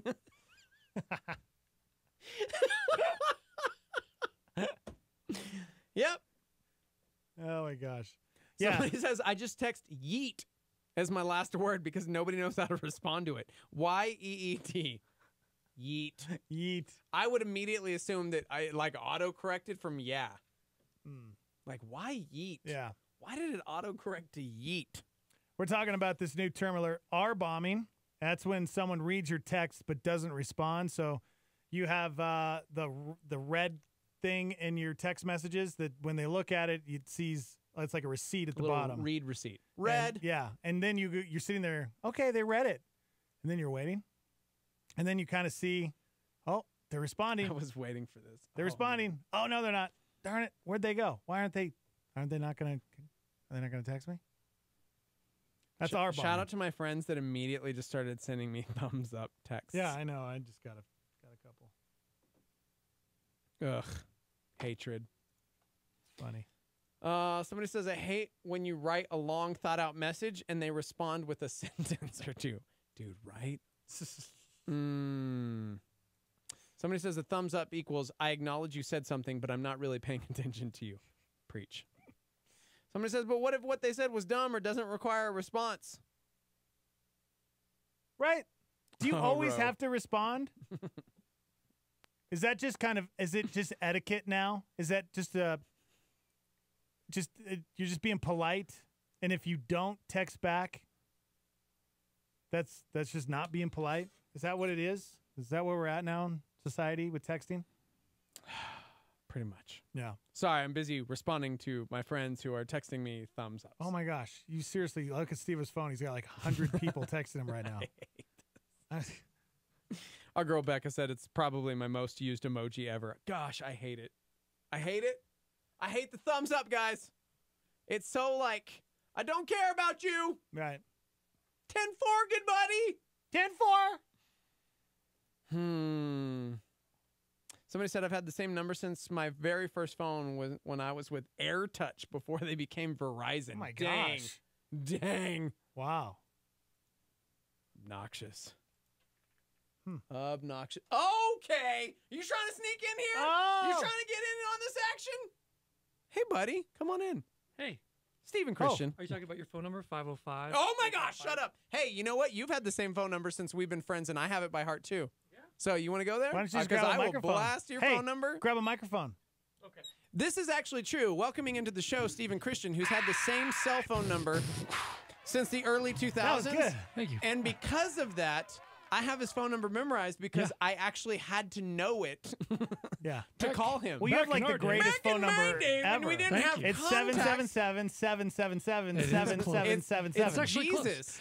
You know what? Well, the funny thing is, back in my day when the cell phones were just coming out, my friend had a phone number. No joke. It was 299-9999, and I was like, "Oh, he lost it too. What an idiot!" But anyway, the funny thing is, like, I called and I was just like, "Hey, I want something like that, like 9999," and they're like, "Oh, okay, here, 5555." I was like, "Thank you. That's cool. I'll take That's it. awesome. I'll Yeah. take it. Huh. Yeah. It's cool." I want a appreciate cool number. I want to change my Here's number. my number. Call it. It's 505-917-6858. Wow. Okay. You know, you know what you have to do is you have to play around with the acronyms of your, so you can be like, just call me at 505-333-LOVE. Gosh. Or how about Joys? How about 505 Top Dogs? Yeah, I would never call you. Okay. Just wouldn't. Just based on principle. Top dog. DAWG. 505 No Fears. Yeah. You right? Yeah. I was always bummed because my phone number included a 1, and that's like that's you can't use a 1 or a 0, and so I'm like, I can never ever have a cool phone number. I'm sorry. I know. But that could be like one love. One love. One. Yeah. Well, technically, I'm like, The problem is if it starts with a 9 and then a 1, that's like W1, so that'd be like 1. Just call me One Love 83. Yeah. Do you like? Do you hate R bombing? I don't know what that is. Sorry. R-bombing. R-bombing That's is. how we started the conversation. R-bombing is a new trend where you leave your read receipts on your texts so that somebody sees that you read the text but you just never respond. And so your friend is sitting there like waiting for you to respond. Just waiting for the response. It's not even that. What's even worse than that is when you see the 3 little dots Yeah. come out. Boop, boop, boop, boop, boop, boop, And then it goes away. And you're like, they started to text and then they text me stopped. back. Like they had something to tell me. Like they were going to actually Yeah. answer the question, and then just like, nah. I think about that now too. When I'm texting and then I'm when I decide to erase what I text, I'm like, but they're gonna see this and know that I started Oh, over. yeah. Darn my it! God. So you know what you do? You just leave it there. Oh. Ellipses for hours. See, I wonder if that happens because I want to do that to people. It And then does. just- It does? really does. Oh, I did then that to totally Dex can do that. All the time I yesterday. push like I mean- pound sign and then just turn my phone off. Instead of just stare at the phone for like That's half messed an hour. up, man. People sit there What and is he wait. gonna- I've really They keep their done that phone open before. and wait. The whole time you're thinking, this is going to be such a long explanation to the question that I have just asked. I can't wait. Yeah. He must have a lot to tell me right now. Hey, babe, what do you want me to pick up from the grocery store? Oh, my God, this list is going to be forever. Yeah. I'm going to be in there for hours. Dude, that's incredible.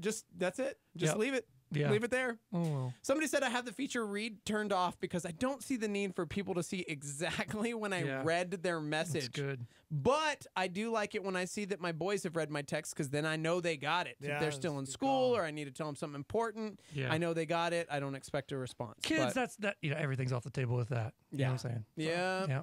Yeah. Somebody wants to know how much you charge to put vocals on their local track. Okay, weird. $13. $13? Wow. He's on Fiverr, guys. You just get there. I'm just kidding. $5. Am I? Oh. That'd be hilarious, though. That would You just be- run out of money. You're like, I'm gonna go on Fiverr for background vocals. You guys need web design? You guys need a logo? You guys need some I am on this new thing called BGVs, bro? Cameo, and I'm not trying to pitch my thing. I'm just saying it's a cool concept. Have you heard of that? Cameo? No. So basically, like you can go on Cameo.com and then find like I don't want to say any artist, a lot of artists, or Yeah. like Terrell Owens, sports people, and basically for like anywhere from between $5 and like $1 billion? $1 billion, anywhere between $5 and $1 billion. Just making Apparently. it a rough estimate. A rough estimate. You could have Make them a like cameo appearance? yeah, make a cameo appearance. Shut. Yeah. Wow. So like I've done it. So That's somebody cool. What? So basically, like I've said to people, like, hey, oh my gosh, this girl, she just graduated vet school. Will you go to you're her her party? favorite. No, Will you it's make more, a cameo at my no. party? It's just you make a video for them. Oh, that's weak. Oh, it's just a video? I actually showed up and announced somebody's like wedding one time because they were like for $5? No, for free. I did it for free. Oh yeah. Well, I ain't gonna. I did it because they got were a time for that. fan. You know what I'm saying? That's a good I one. had a fan, and I was like, I have a fan. I have one. Whoa, $1. That's funny. Uno mas.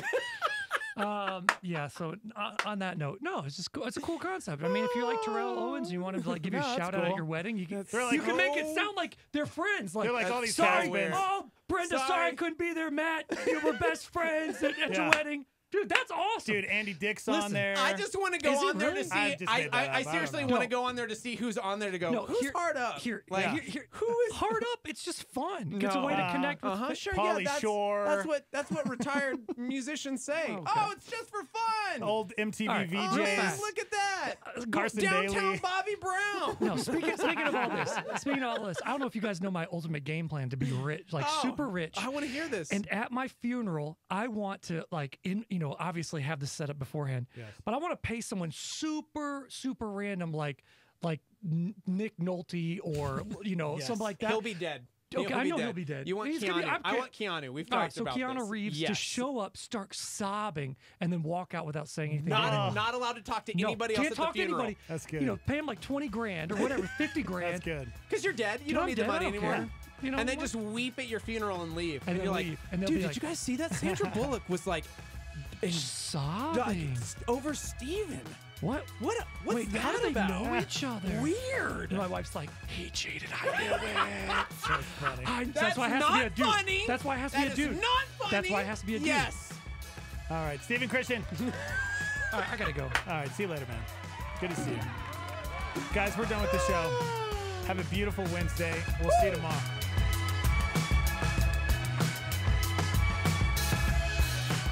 That's all we got. There ain't no more. That's right. Time is tight. It's the end of the show. Evangel Christian Academy is a private school that is Christ-centered for tomorrow's leaders.